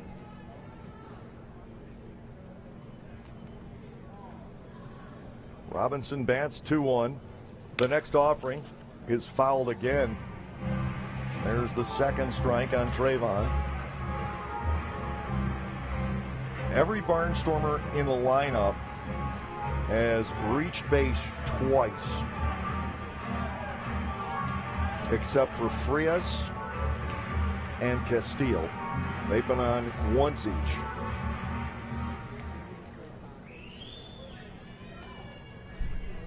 Lancaster now with 13 hits. They've picked up 6 walks. They've had a hit batter. And Robinson way outside, saved by Weissenberger. Apparently no longer seeing stars. If he is, he's doing a really good job of covering it up. With a 5-run lead, I don't think the Barnstormers are up to anything fancy like starting the runners here, especially with Hobson being the lead man. 3-2.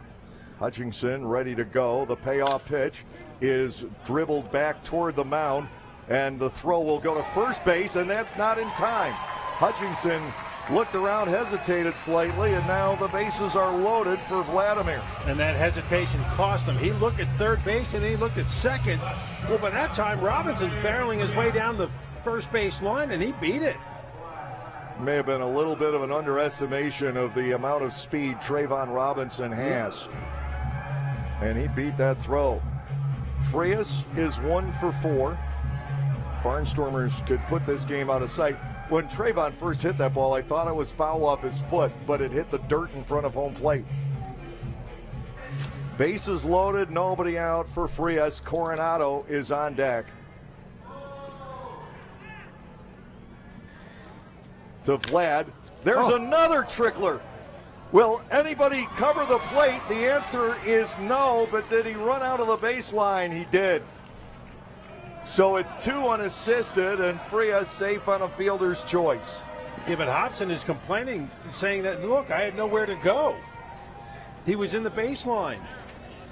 And Ross Peoples is going to come out and discuss it with Buzz Albert. Bouncing ball up the line at third. Hobson trying to deke around the tag attempt of Adam Weissenberger. And probably too far out of the line. Yeah, Buzz Albert called it. I thought Weisenberger was more in the dirt. But no, he was, I think that's legitimate. Yeah. Well, here's Coronado. He's 2 for 4 with a pair of home runs and 4 runs batted in. Bases loaded now with 1 out. Just some tape measure shots these last 2 at bats. 3. Desmay, Robinson, and Frias. Here's a pitch to Coronado. Another foul up the first base line. I think you're going to get that reaction when you're facing Hutchinson quite often. That ball is just diving down and in to right-handed batters. 1 strike to Coronado. Bortnick would follow. Boy, I'd just love to see the icing on the cake with a base hit here. Just cap off a great night for Coronado. 0-1. Fouled away, 2 strikes. But Hutchinson is really bearing these pitches down and in on the right-handed batters, and they're fouling them off. They're nicking them into fair territory, but nobody is making anything resembling solid contact. 1 more shot for Coronado. Chase Hutchinson, the best reliever, non-closer in the Atlantic League last year. He did close some for York. Here's the 0-2, way outside, and ball 1. He was traded for starter Mitch Atkins, and I'm not sure that trade has been the best for either pitcher or either ball club. Hutchinson is 2-0, but his ERA, which last year was found with a microscope for York, is 3.86 this year, and Atkins has struggled for the Revs. Coronado bats 1-2, the motion and the pitch. He was tempted initially, laid off 2-2. Good idea not to go chasing. 7 shutout innings tonight for Long Island's Jake Fisher. Long Island tops Sugar Land 5-0. The Barnstormers with a chance to extend the division lead to 3. 2-2 to Coronado, driven foul to the right. Nate sticks around. Coronado batted with the bases loaded in the 7th inning and struck out. They hit a solo homer in the 4th and a 3-run shot in the 6th. He's given the Barnstormers 2 leads in the ball game at 2-1 and 6-5. Again, the Barnstormers probably won't need these runs, but you'd like to have them anyway. To Coronado, here's the 2-2. Knocked down the right field side, foul into the first section of seats. We're seeing Lancaster do what New Britain did to Lancaster last week. Fouling off pitches, one after another. The shortest inning for Somerset pitchers tonight was the 5th. Galen homered in it, but only 13 pitches thrown for Kyle Davies. Many of these innings a lot longer than that. 2-2 way inside. Coronado almost hit. The count is full. Lancaster has already drawn 1 bases loaded walk tonight, and well, for all intents and purposes, they got another one, except that a balk happened before ball 4. Payoff pitch due to Nate Coronado. Here's a 3-2. There's another trickler. This will be a force at the plate. The throw back to first will not happen. The out goes 1-2, 4 in a row. Tyler Bortnick, do something else. Well, that's going to show you the effectiveness of Hutchinson. My goodness, 4 batters in a row have done that. And the only way Hutchinson got it out there is because the force was available at the plate. Right. The same was probably true on the Frias at bat. I mean, has one even been hit past the pitcher's mound? No. No. A hit batter and 4 straight dribblers between the mound and third base. 2 outs, bases loaded. Bortnick steps in. 0 for 3, but he has scored 2 runs. Tyler gets a ball inside 1-0. And another guy that'll work the pitcher.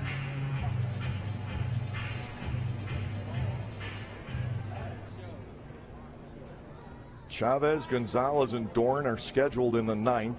A non-save situation. Here's a 1-0. Strike to the inside corner to get the 1-1. I mean, the last 2 innings alone, I've completely lost track, but the Barnstormers have seen somewhere near 70 pitches. Wow.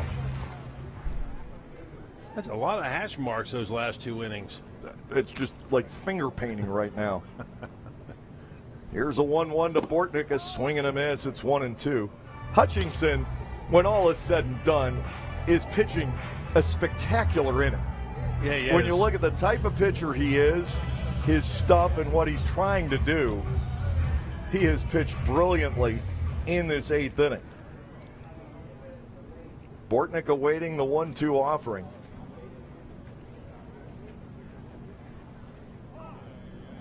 And time gets called.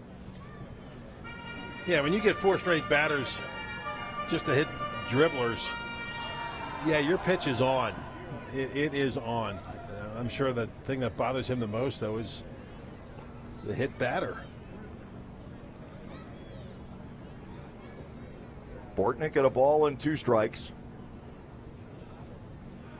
Here's the pitch. Line left field and a base hit for Tyler Bortnick. In to score is Robinson. In to score is Frias. It is 13-6. It is so nice to see that big 2-out hit, score multiple runs. And let's hope this is the start of something that the Barnstormers can really build on. Darian Sanford is scheduled. We're going to have a mound visit from Brett Jody. And This isn't because Hutchinson has been ineffective, No. and it's not setting a matchup. It's just that Chase Hutchinson is a very valuable pitcher for the Somerset Patriots from the left side, especially in a series against the Barnstormers. They don't want him blown out with any more pitches in a 13-6 game. So it's back to the bullpen for the Patriots. 2 runs home in the bottom of the 8th, and we'll identify the pitcher when we come back.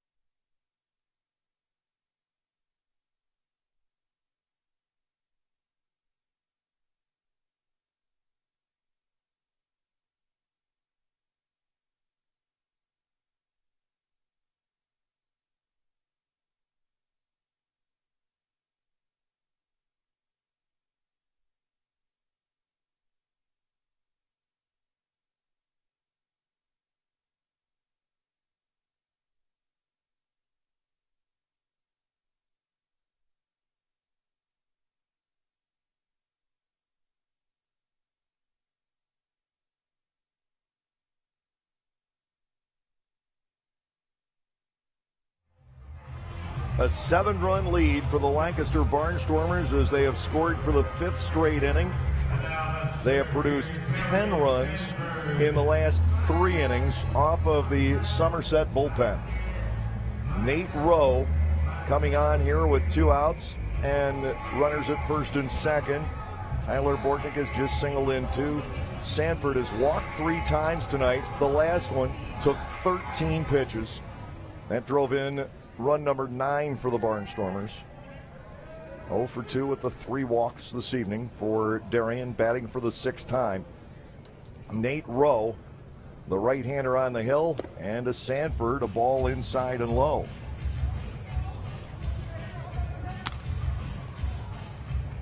And he was up there with 2 outs, correct?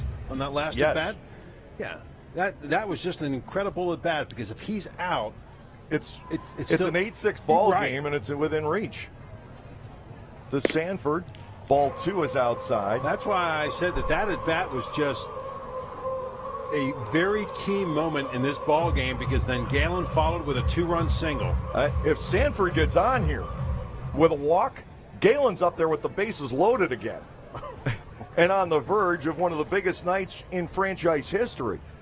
2-0 is a strike. Darien looks at that to go to 2-1. Galen is 4 for 5 with a home run and 4 runs batted in. Barnstormers 1 shy of their season high total in runs. They scored 14 against York in the 3rd game of the season. 2 balls and a strike. Sanford swings and misses. We go to 2-2. Nate Rowe, a 1-time New Britain B.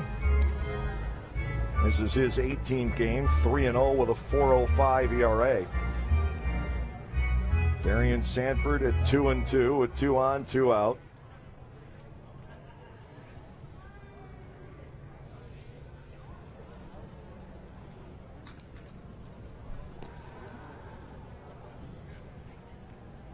A look back, here's the pitch. Sanford, here we go again.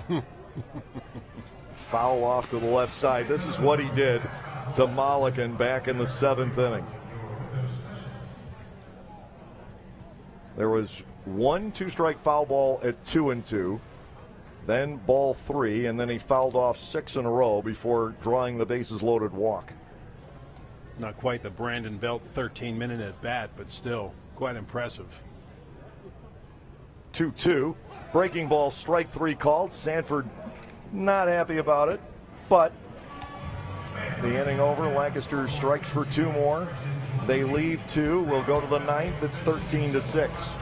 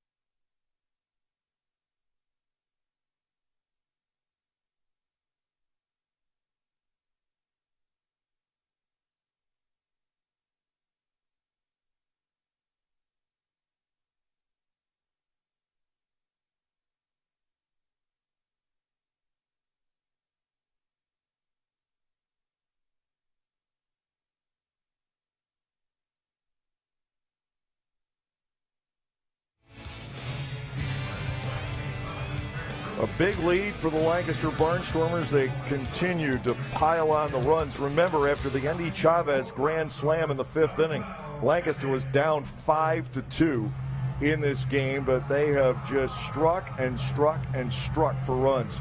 And now Kevin Munson will try to wrap it up.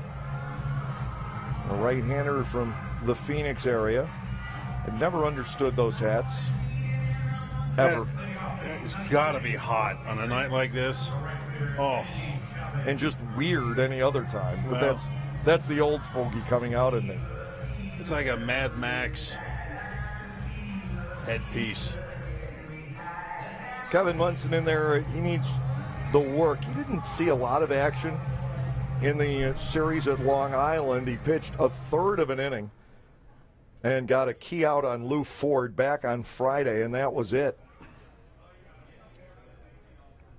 Facing Andy Chavez now, and ball 1 is inside and low.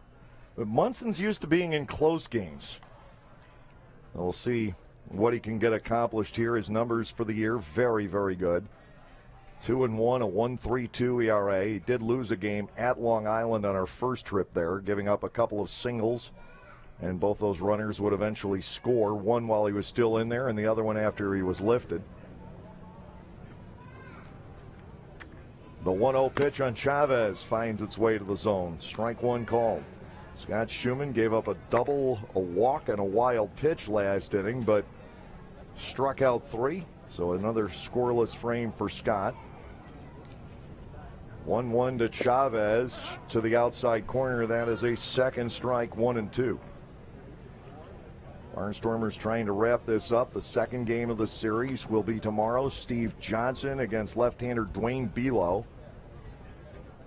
And then Wednesday night, Tommy Shirley against David Kubiak. 1-2 fought off. Chavez remains alive. Yeah, he chased one out of the zone. Wow. that ricocheted off from the second level to the cement walls, the backstop, and right into the lap of a fan. Chavez playing like a man much younger. 1-2, sticks the bat out, fouls another one away, but you can see the gray whiskers in there. Yeah.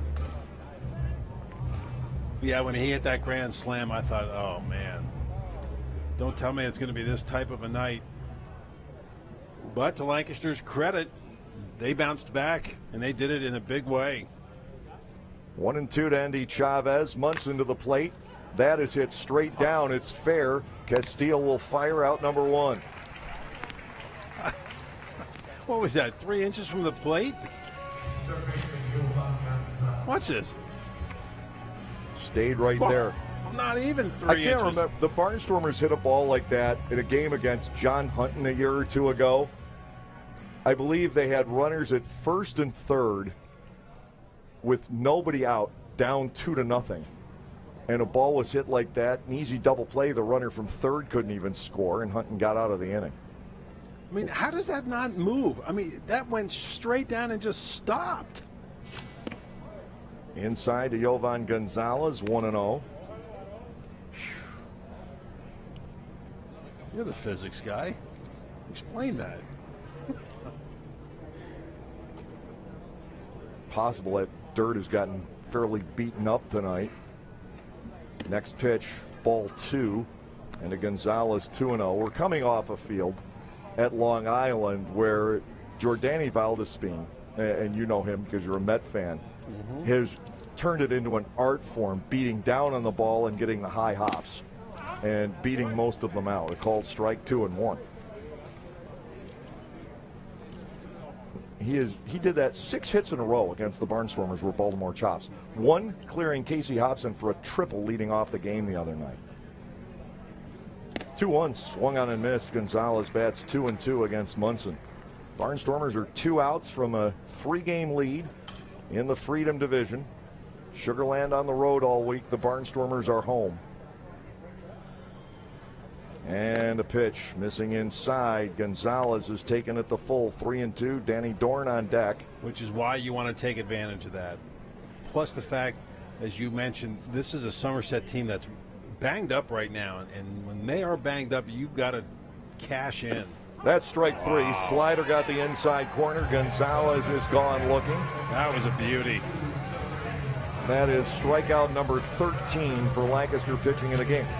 Somerset is missing infielders. Scott Kelly's out with a back injury. Justin Trapp pulled from the lineup tonight, a muscle injury during BP.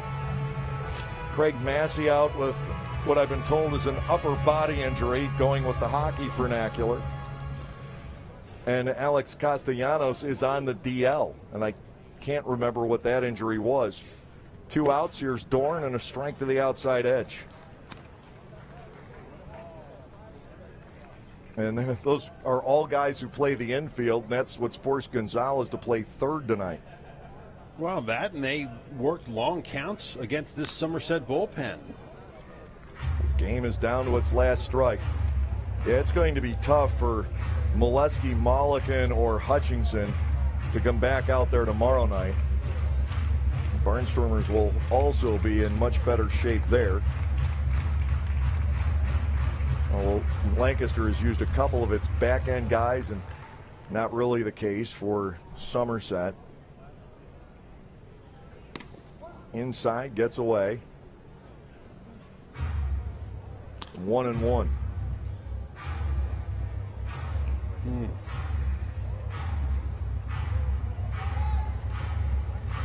So Sugarland is on the road for how many games? 6. 3 in Long Island, an off day, and then 3 in York. And then after that 7-game series, they go back to York.